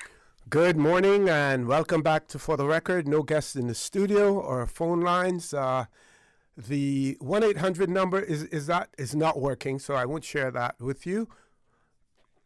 949-6990, you can call in, and 925-3261. So those are the two operational numbers, 949-6990, 925-3261. Email talktooc@gmail.com as well. And if you just want to follow us, you do that simply by subscribing to Radio Cayman live stream as well. So the press release that was issued, it says any public speculation as to who was behind the thwarted attack is unhelpful and reckless. The attribution of precisely who was behind the thwarted attack is under investigation by the Royal Cayman Islands Police Service, working with our global law enforcement partner agencies in the UK, namely the National Crime Agency, National Cybersecurity Center, and the FBI in the United States. We have formally, the press release goes on to say that we have formally advised the Ombudsman of the attack attempt, albeit it was unsuccessful. And if you want to substitute the word albeit, you can say although it was unsuccessful. In the event of an actual data breach, they say that we would have a legal obligation to inform the Ombudsman and affected parties. As part of our good governance, risk management, and in line with our standard operating procedures, we engaged Deloitte to perform an independent review and assessment of the security event. That review is ongoing. And of course, you heard the people from Deloitte here talk about that as well. And of course, they're restricted in terms of what they can say as well, because they have an obligation to their client, the government of the Cayman Islands as well. The release goes on to say, we urge the public and business communities to remain vigilant with the increased cyber threat activity regionally at this time. Your awareness and cooperation are essential in safeguarding our collective security as a renowned business jurisdiction.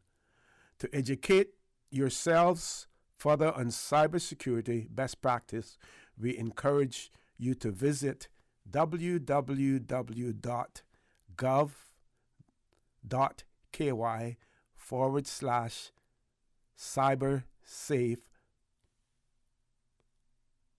And so you can use, if you have this in electronic format, you can actually go right on to the link and find that link as well.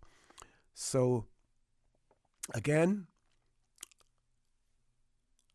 a thwarted cyber attack unsuccessfully handled. Our panelists have pointed out that always have to be vigilant. They always stress the importance of security, of being cognizant of what your attachments that are opening up, because you heard Mr. Darby Whitaker point out that we're only as strong as our weakest link. So if you are a user, a government employee and a user, and if you're accessing, well, I think these days they can actually limit you to what you're able to access on your desktop. And if you're working from home, there are security issues as well that are covered. Like I said before, there will be the naysayers out there who will say and the conspiracy theorists as well. We have them here in the Cayman Islands who will say, they didn't tell you. They didn't tell you everything. They only told you a part of it. Well, yes, they didn't tell us everything, because in trying some of the things that you may want to hear, the criminals out there, they want to hear it as well. And folks, to a certain extent, don't put it past any attempts that they may not be homegrown as well. It is quite possible for it to be, homegrown, because we do have those persons who are quite adept as far as computers are concerned and may know how to do things. We heard one of our panelists here this morning speak about the fact that it is cyber attacks and the whole issue of ransomware and everything. It's big business, no longer individual. So when you hear stories about companies being held to ransom and are being demanded to deposit using Bitcoin or some other thing, these are not individual actors. These are big, in many instances, these are well-organized gangs that are doing this. Professional, computer specialists, professionals who are doing this as well. They do it as part of their business as well. And it would appear as if the international community needs to elevate this, and they have elevated it to the level of some sort of terrorism, as well. That is what it is seen as, cyber terrorism as well, and needs to be addressed the same way. We do have a caller. Let's go to the phone lines. Caller, good morning. Welcome to For the Record. Good morning, caller. Welcome to For the Record. Okay, we lost that caller. Paul, let's take a commercial break. Maybe the caller will call back. Folks, please stay tuned. For the Record, we'll be back shortly. Are you feeling sick, but don't feel ill enough to go to the doctor? Ask your pharmacist for advice. Here at West Bay Pharmacy, our pharmacists have been trained to offer helpful, easy-to-understand advice on the treatment of everyday minor ailments for yourself and all the family. Anything from headaches, cough and sore throat, to cold sores, our pharmacists will know when medical help is needed and will not hesitate to refer you to your doctor if your symptoms demand it. Like doctors, our pharmacists have a professional code, which means all personal information you give them will be treated in the strictest confidence. Visit us today at West Bay Pharmacy, where we care about your health. At Bransour's Home Gallery, we believe in love at first sight, especially when it comes to closets. And we're spreading the love by offering 15% off on custom closets throughout the month of February. Let our experts design the closet you've been dreaming of, a functional space that's perfect for you. Save 15% on all custom closets this February at Bransour's Custom Closets. You dream it, we'll design it and build it. Visit Bransour's Home Gallery today for a free in-store consultation. Dorsey Drive, Industrial Park. Phone 623-6774.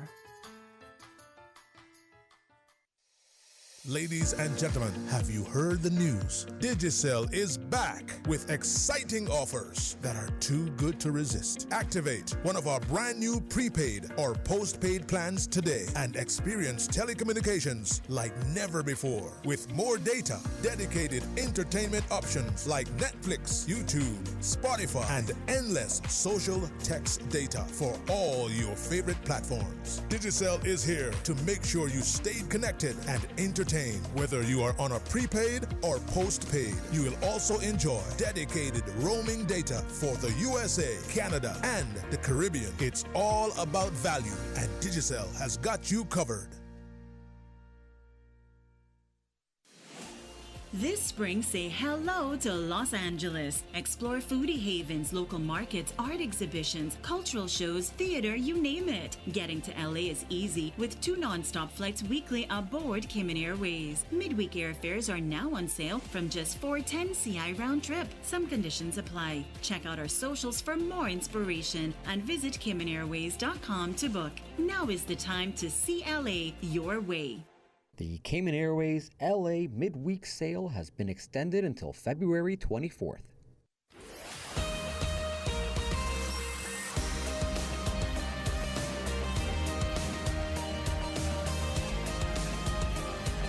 For the Record with Orrett Connor. Good morning and welcome back to For the Record. No guests in the studio. Our phone lines that are working, 949-6990, 925-3261. Those are the phone lines that are operating at this point in time. Meanwhile, while we will continue to talk about cyber attacks, and you heard mentioned, one of our listeners posed a question in relation to one jurisdiction that basically had denied that there was a cyber attack. I will, and eventually, came clean with the public in relation to that. So I will share this with you. And it is an article from, actually, it's from the Government of Bermuda's website, Cyber Attack Update from Premier David Burt, JP Member of Parliament. And it starts off by saying that it has been 1 week since the Government of Bermuda experienced a sophisticated and deliberate cyber attack. Since last Thursday's discovery and confirmation of the attack, impacted government systems are slowly and efficiently being restored. Now, this was in September of 2023. Goes on to say, additionally, as I mentioned in Monday's press conference, the government is building a new network with enhanced protection and security to mitigate the risks of future attacks. The Premier went on to say that it is important to reiterate that not all government systems were impacted during the attack. However, all systems were immediately taken offline and network use was strategically abandoned to preserve system functionality and contain and isolate the threat from the persons who attacked the government of Bermuda. The government's focus has been on safely restoring system functionality, particularly those systems that support providing services to the public. Then he goes on to say that on the Monday, he confirmed the engagement of overseas experts to support the work of the government's Department of Information and Digital Technology. The work done to date has significantly advanced the restoration and recovery efforts. I'm going to pause there for a second and compare what they have had to do in Bermuda and what was done here in the Cayman Islands. So in Bermuda, they have had to engage overseas experts to support the work of the government's Department of Information and Digital Technology to significantly advance the restoration of the system. Here, as our panelists pointed out, that our systems remained functional. The attack was thwarted. But, again, to remind you that they still took the precautionary measure and the proactive measure in engaging Deloitte and Touche to examine what has taken place to ensure that no harm has been done as well. So we still await that report from Deloitte when it is completed, and the government, I'm sure, would be happy to share that with us, especially folks, if the news is good. I will continue with this government release from Bermuda. They go on to say that some email functionality is already being returned and systems not impacted by the attack have been brought back online and are operational. The nature of this sophisticated attack has made it difficult to isolate what data has been compromised versus data that has been encrypted, thereby preventing access. What has emerged is that the government of Bermuda is one of a series of recent attacks aimed at other governments and larger corporations worldwide. I must be clear, this is the Premier speaking now, I must be clear that this is an ongoing investigation, so I cannot share any further details at this time. Goes on to say that we know that there has been feedback about the government only sharing a limited amount of data thus far, and I absolutely understand that there are questions that the public would like answered about this incident. And again, this is where, and some people may say, well, OC sounds like he's a government mouthpiece. No, I'm not. And when it is time to criticize the government, I will. You heard me on the closing of the last of my show on Wednesday talk about the fact that it took 1 week for the press release to be issued in relation to the renaming and the ceremony that took place for the renaming of Georgetown Primary School to the Marie Martin Primary School. You heard me become critical of that. I have since learned that it isn't always the communication experts who prepare these releases that are tardy. They have to prepare them, but someone has to give the nod of approval for it to be released as well. So the final decision is not in the hands of the communications expert who has prepared it as well. So I'm not being a government mouthpiece in this case either.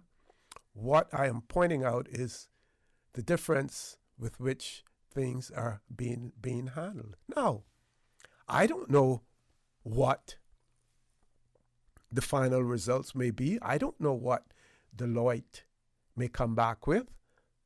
But I will say this, that whether it is adverse or whether we get a clean bill of health from Deloitte in relation to the thwarted attack, that information will be shared with the public who could potentially be affected by it. Remember now, government has online payment facilities. Trying to get into as far into the electronic age as we possibly can. You can pay electronically. Those are details that sometimes cyber criminals are looking for, credit card numbers and stuff. Then they go ahead and they sell that information to other criminals lower down the line who end up then cloning your credit card. And when you see these huge bills coming in, you bought this at Saks Fifth Avenue, you bought this at Tiffany's, whatever, or your data is out there and someone has taken out a mortgage in your name, as well. So to point out to you that the Cayman Islands holds your data. They have pointed out that they have a statutory responsibility to report to the ombudsman.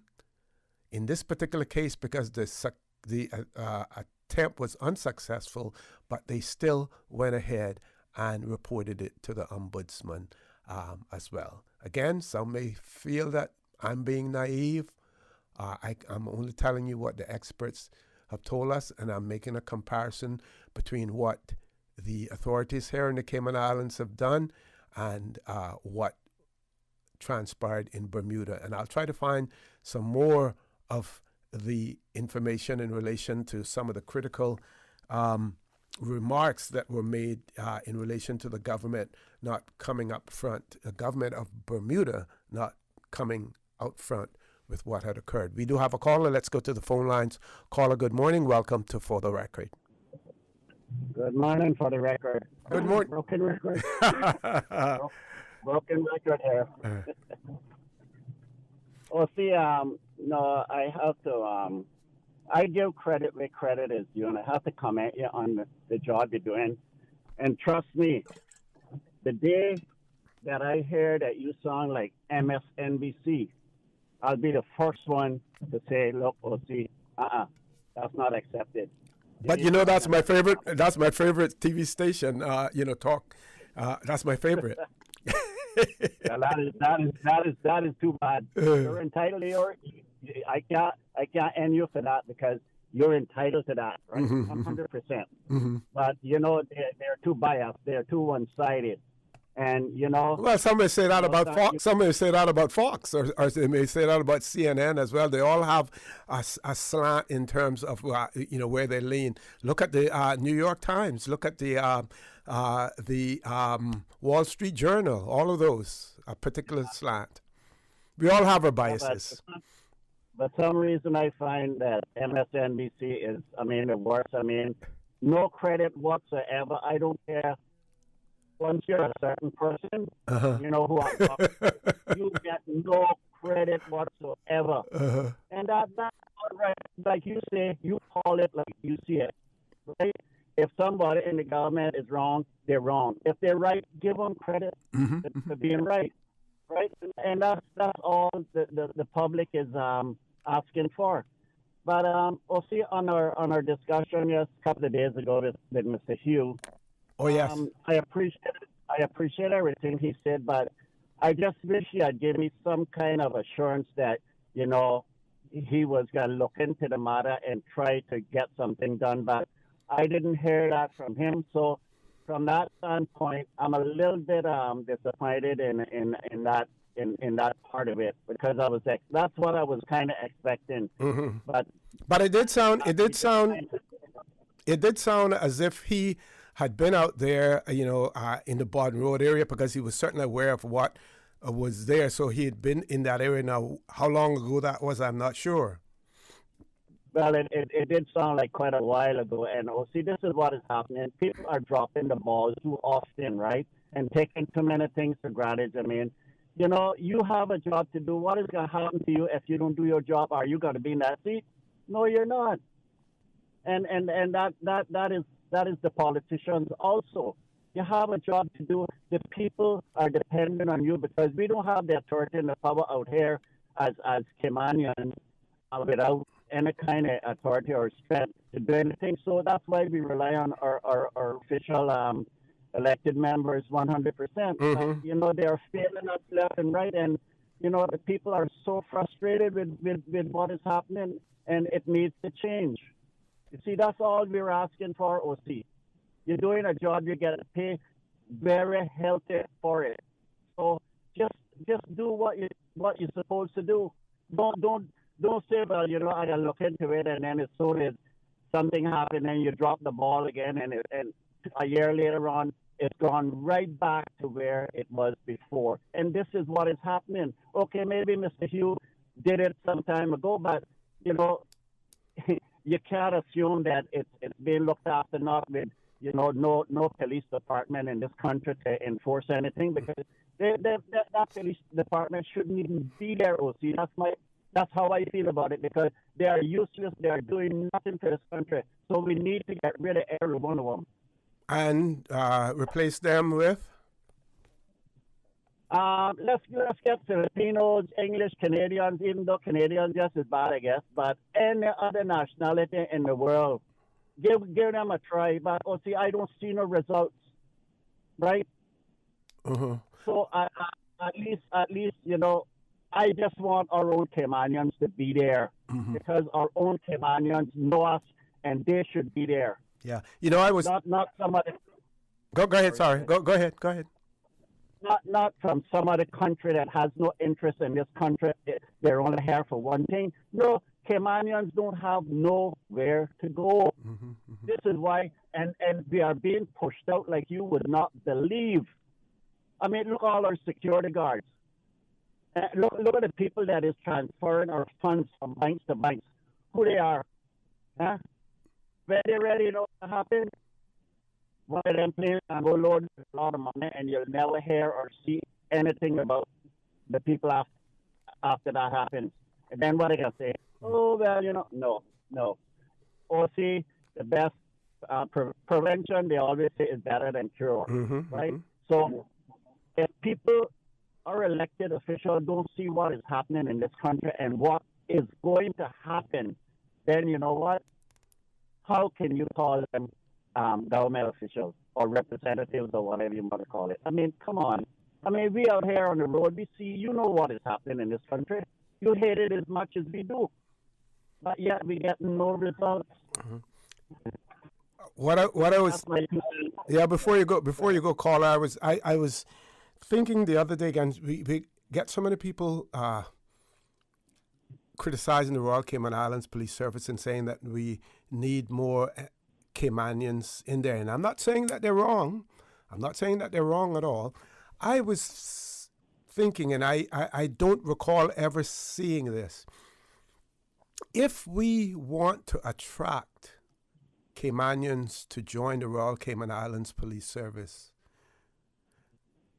educated Caymanians who have the ability, you know, at least college education, whether it be a 2-year college degree or a 4-year college degree, but persons who can write a police report that is understandable, that is grammatically correct, that can withstand scrutiny when they are if they're placed in the witness stand, or that is acceptable to the legal department in terms of things. Why don't we offer payment bonus, signing bonuses to those Caymanians? So if the starting salary is 4,000 CI dollars per month, but we're going to give you a sign-in bonus of $25,000 Cayman dollars, but you have to remain in the force at least 5, 7, 10, whatever years that you want. We have to be innovative if we want to attract qualified Caymanians to those positions that we truly believe that that's where we want them, because some of us pay lip service to it, and when we do get our Caymanians in there And when those same Caymanians are the ones who have to write you a speeding ticket or have to arrest you for disorderly conduct or have to arrest you for domestic violence, then we say, oh, look at our own Caymanians, they're doing it to us. So those of us who genuinely want Caymanians in those positions, those are the things that we should be advocating for. Well, see, how much we getting high school graduates coming out almost every year now. Mm-hmm. How much efforts are being made in order to recruit some of these young teenagers that is coming out of school? Is there any efforts are being made in order to try to get them into the police department? That was my question. Instead of relying on other countries to enforce our enforcement in this country, it's not going to work. Well, see, something needs to change. But that's why I say we have to provide some sort of incentive, something to attract them there, because at this point in time, you hear more negativity than you hear positive things being said about the Royal Cayman Islands Police Service. If you hear about a company that you may be interested in, but you hear bad news about them, that boy, it's not good to work there for them, are you going to go there, caller? Absolutely not. Mm-hmm. So, yeah. No, but you see what is happening over the years. We have made it get to this point where now all of the issues and the problems and the excuses you can get, well, it's too late. Well, you know what? It's not too late. That's probably the excuse they're using. I mean, all of these things should have been nipped in the bud, and we should have politicians into this country, seasoned politicians, not running on the job politicians, because that is one job that you cannot learn on the job. And this has put the country a lot in pretty much where it's at today, and it's not good. So if we can just get some good, I don't know, I am so sorry that Miller lost his seat in Northside, because he was one politician that stood up. And I could say, you know what, I could call Ezra any time and say, Ezra, this needs to be addressed, right? And you could get results, and you could get hold of him. And these are the kind of people that you're not gonna take them out for lunch and think that you can buy them. No. You got the wrong person when you got the middle, right? So these are the kind of people that we are pushing both sides. I mean, Ezra should have been Speaker of the House right now, right? Because he don't go right or he don't go left. He's in the middle. If you're wrong, you're wrong. If you're right, you're right. Okay. And these are the kind of Caymanians that we are getting rid of. We push them out, and there's no future plans to try to get a position for these people. I mean, look at Mr. Marco, the best financial secretary we had, right? They will never replace him. Right? These are people that we need to keep in Canyon position.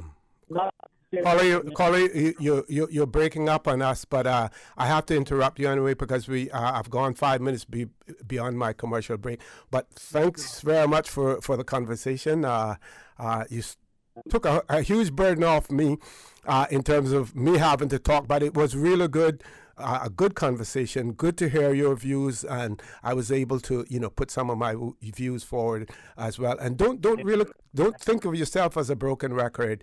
They say it is the squeaky wheel that gets the grease. Folks, we're going to take a commercial break. We do have a caller on hold. When we return, we will take that caller. Don't change that dial. Please stay tuned for the record. We'll be back shortly. At Doctors Hospital, we know life happens, and usually when you least expect it. So when unexpected medical issues arise, you need quality care close to home. Located in the heart of Georgetown, our accomplished team of physicians and medical staff treat minor urgent conditions such as migraines, chest and abdominal pain, shortness of breath, burns, broken bones, open wounds, and more. 24 hours, 7 days a week with no appointment necessary. Peace of mind is important when life happens. At Doctors Hospital, we're always here just for you. Need to speak to someone? Call 949-6066. There you go, sir. Thanks for choosing JN Money Transfer. Boy, thanks to JN Money Transfer, I can stay right here in Cayman and pay mama bills back home in Jamaica. Her water, light, phone and other bills never late. Every month I pay everything in one place. Make payments to over 30 companies in Jamaica through JN Money Transfer. Fast, affordable, convenient. Call 1-800-744-1163 for details. Ladies and gentlemen, have you heard the news? Digicel is back with exciting offers that are too good to resist. Activate one of our brand new prepaid or postpaid plans today and experience telecommunications like never before. With more data, dedicated entertainment options like Netflix, YouTube, Spotify, and endless social text data for all your favorite platforms. Digicel is here to make sure you stay connected and entertained. Whether you are on a prepaid or postpaid, you will also enjoy dedicated roaming data for the USA, Canada, and the Caribbean. It's all about value, and Digicel has got you covered.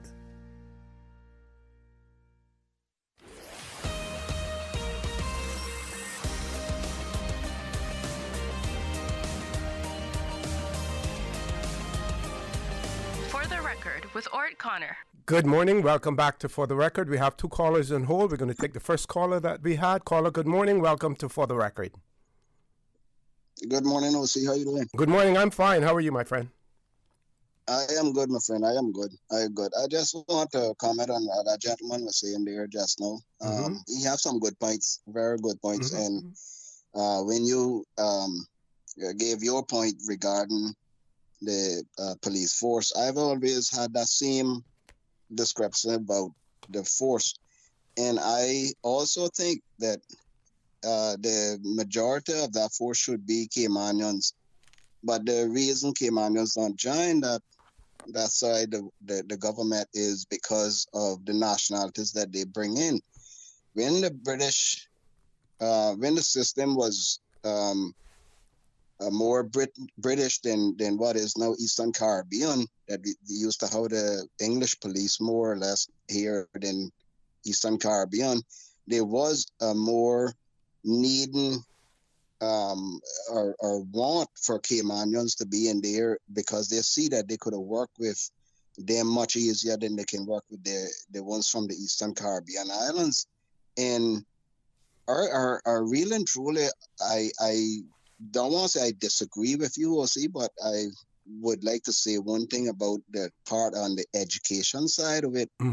Our Caymanians shouldn't have to have a college degree in order to be in the police force. I know that will encourage them to move up faster and grow stronger in the force. Don't get me wrong. Yeah. But the majority of those police officers that are coming from the eastern, like what my father talked about, east of this Kimmenbrock Bluff, they're coming here, and half of them, the majority of them, doesn't have proper education. I've dealt with a numerous amount of them that can't spell. They ask you what the name of the car that you're driving, how you spell it.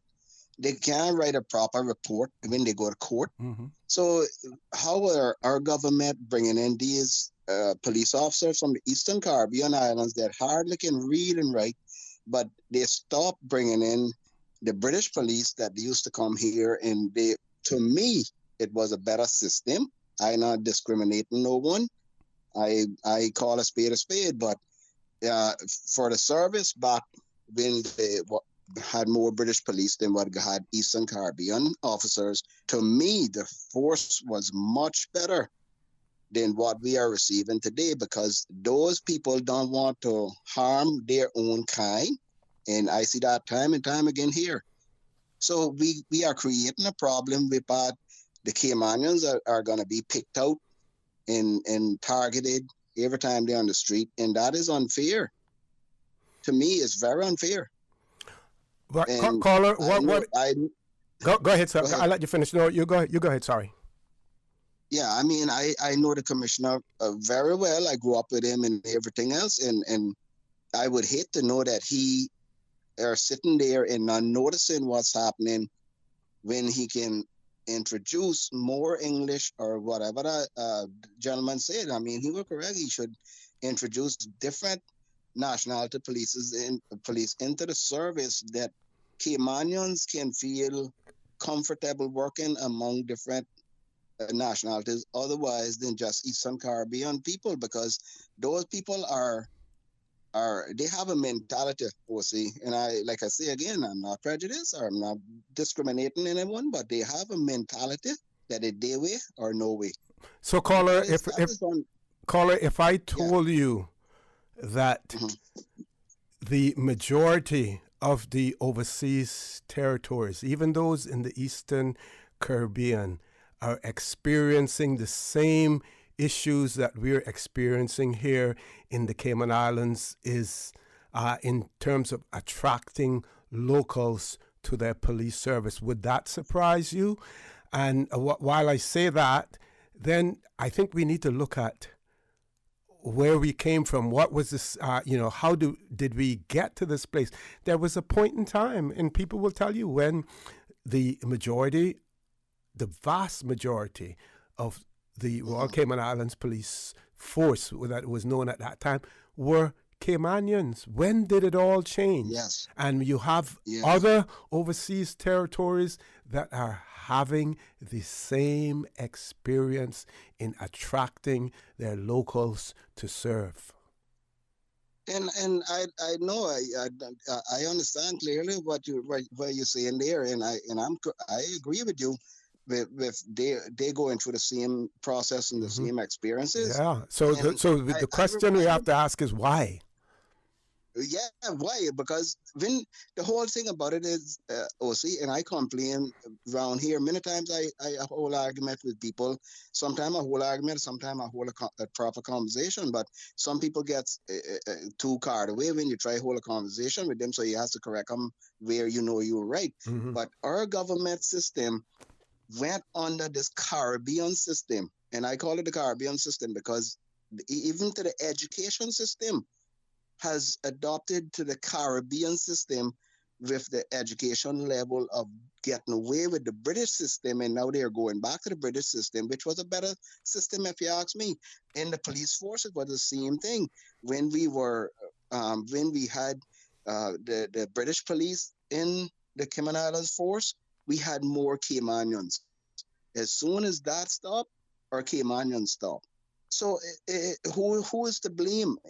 We have to look into the system and find out where and who is recommending that they want to look to one source, and that the Eastern Caribbean island, the quickest source. But they cannot venture out and say, listen, let's just get. But I would correct you there, because I don't believe that the Royal Cayman Islands Police Service now embarks on recruiting from any particular geographic area. I think it is an open invitation, to apply. It's not like before we used to recruit. So I don't believe that, not to say now that someone may not have a friend and then say, hey, listen, the Royal Cayman Islands Police Service looking for recruits. Why don't you apply?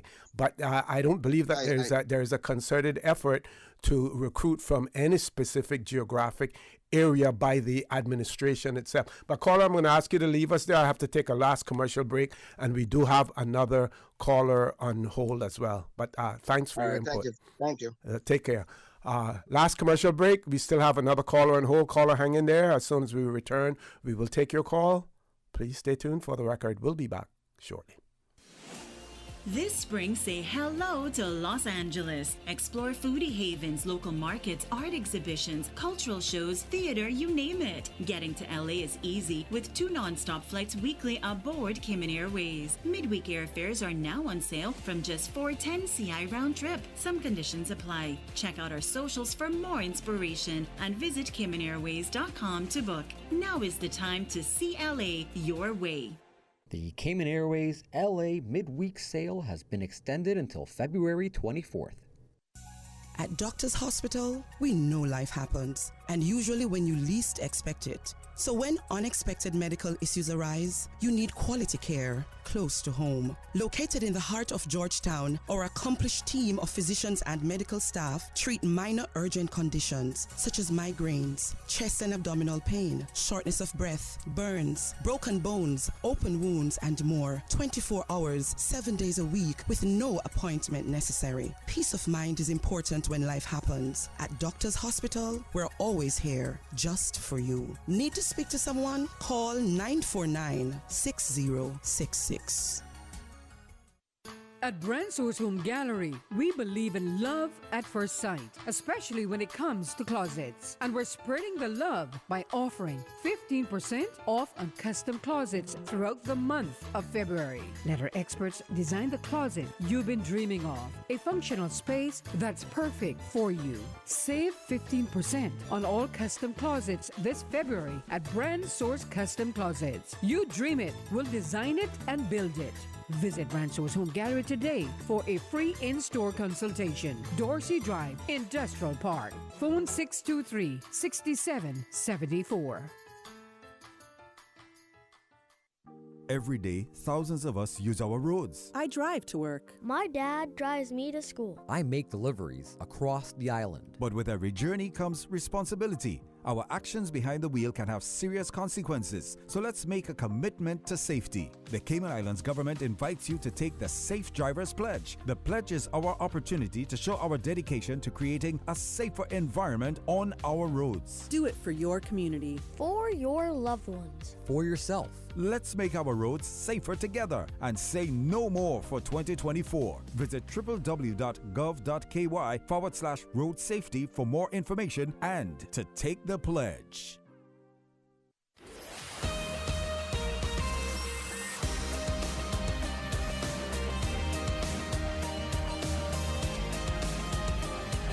For the Record with Orrett Connor. Good morning. Welcome back to For the Record. We're in the last leg of the show this morning. We have one caller. Paul, we're going to make that the last call unless something comes in between because I have a few WhatsApp messages that I want to share that people have sent in as well. Caller, good morning.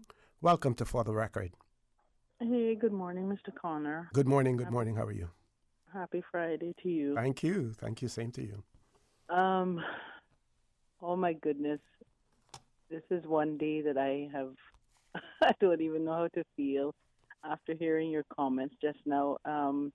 First of all, I want to say I respectfully disagree with you when you say that Caymanians should have a degree to get into our force.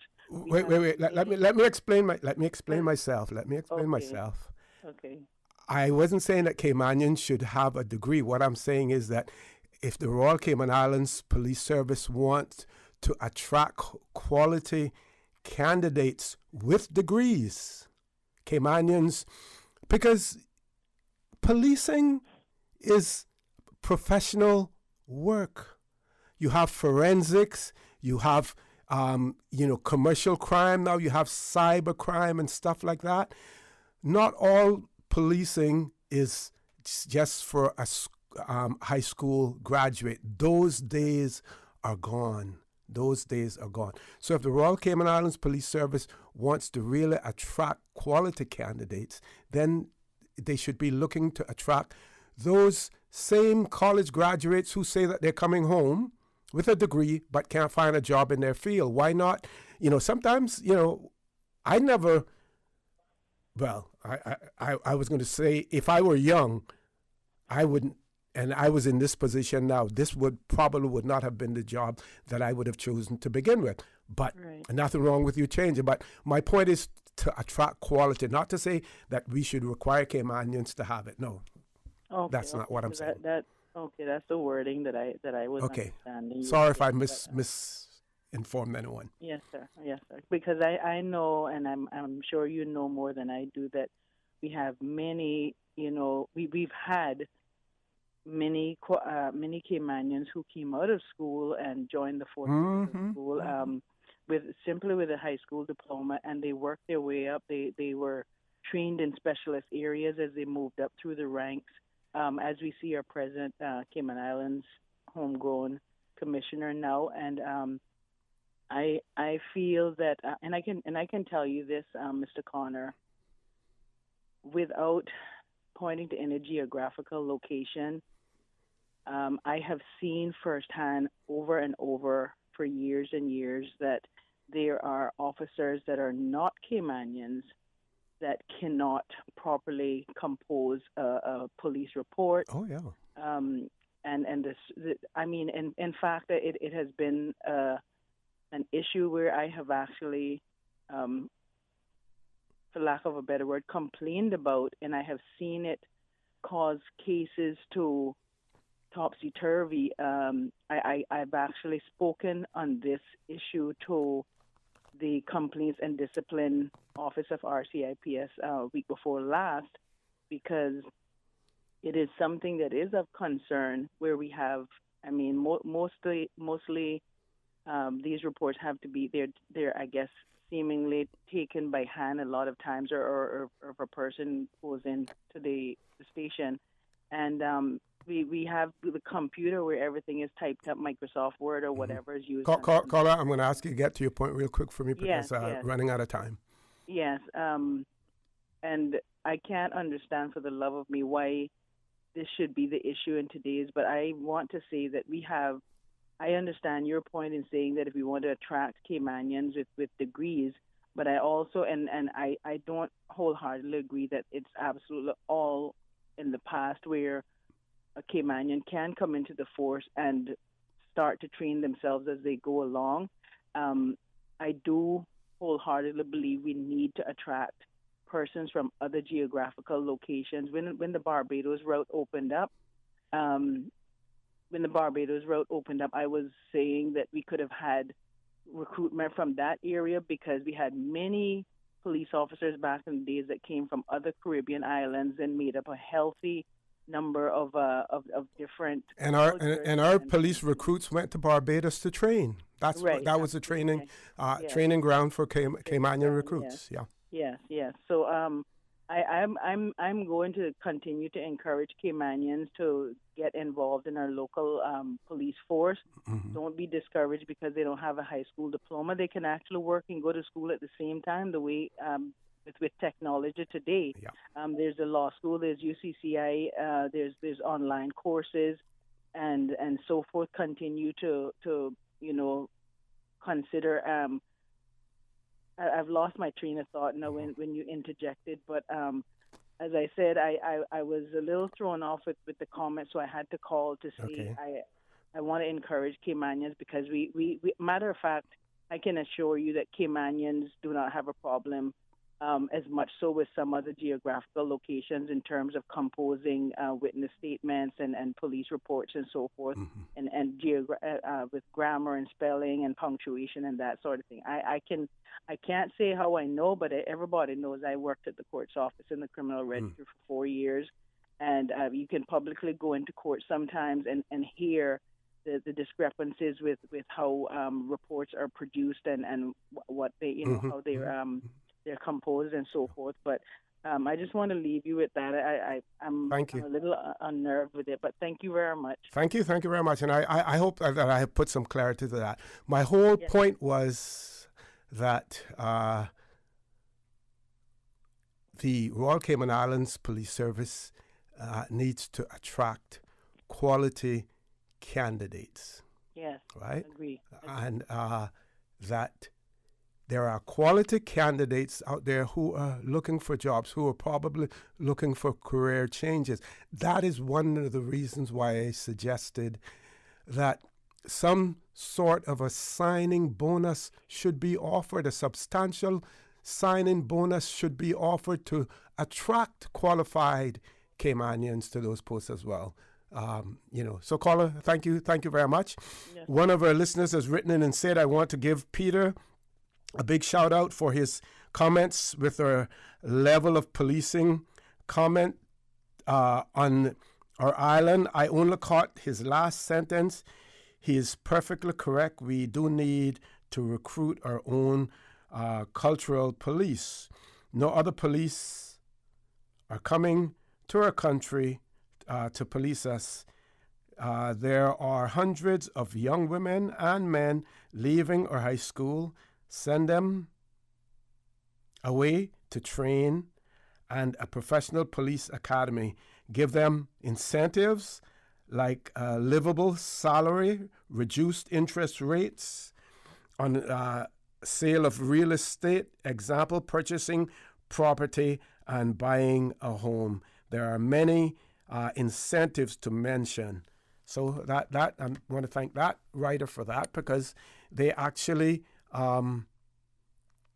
echo some of the sentiments that I have put forward as well. This other person has written and said, "Good morning, OC. I want to touch on crime, especially in the area of drugs and guns. It is widely known that the drugs shipments arrive into these islands that they carry in these illegal guns. There was a time when the U.S. military radar system, which was installed at Beach Bay a few decades ago, was brilliant in stopping the shipment to our shores. The criminals were complaining and the crime lowered. Why don't we invest in a radar station and hire highly educated, intelligent Caymanians to oversee operations, who in turn will liaise with the Cayman Coast Guard, border control, and Marine Police? I believe this could be a topic of discussion." I want to thank that writer for that as well. And Jamaica continues to be a concern. The link, Jamaica, Haiti. Haiti and Jamaica, guns for drugs. Jamaica to Cayman, guns and drugs. And the Caymanians have the wherewithal, the financial wherewithal, to pay for the guns. Just recently, something like 64 guns were intercepted at the port in Jamaica coming from the United States. What is the Jamaican government saying to the Jamaican diaspora? Stop it. Stop doing it. Do something about it, because they know that it is family members and friends over there in the United States who are buying the guns. Of course, we shouldn't leave the United States out of it as well, because with their loose and lax gun laws, in addition to providing guns to warring factions, whether it be in Haiti, whether it be in El Salvador, whether it be, in Colombia or wherever, we have to blame the big so-called first world countries as well, for that. They are the ones who are manufacturing them. Their citizens are the ones who are selling them without any controls. You can go to a gun show and buy as many guns as you want. You don't have to, in some states, you don't have to register. Those people then take them, and not to mention the crooked warehouse, the shipping people that you have, as well as in some jurisdiction, crooked customs officers as well. But folks, it's about that time in the morning, 10 o'clock. I want to thank all of those who participated. I want to thank Cayman Islands government and Deloitte and Touche representatives for coming in to update us on the thwarted cyber attack. And we look forward to hearing more about the findings from Deloitte and Touche once they have been completed as well. We voted for a transparent government. We expect no less from our government, to be transparent where transparency is possible, because you can't always tell us everything, because when you're telling us, you're telling the criminals and those who are poised to do harm to us, you're telling them at the same time. So we should understand that as well. Folks, have a great day. Have a great weekend. Please stay safe. Remember to join Sterling Dwayne Ebanks at 12:15 for Talk Today. And as usual, we ask the good Lord to bless these three beautiful, wonderful Cayman Islands. For the Record, proudly brought to you by Brand Source Home Gallery, inspiring luxury. And JN Money. From abroad to yard. Fast, affordable, convenient. Doctors Hospital. Peace of mind is important when life happens. Doctors Hospital, always there for you. Call 949-6066. And Cayman Airways. Call them on 949-2311 to book your nonstop flights to Los Angeles and Panama. And now, Barbados. And Digicel, Cayman's bigger, better network. Since 1976. Covering Grand Cayman, no Cayman, Cayman right. One small step for man, one giant leap for mankind. Radio Cayman in the Cayman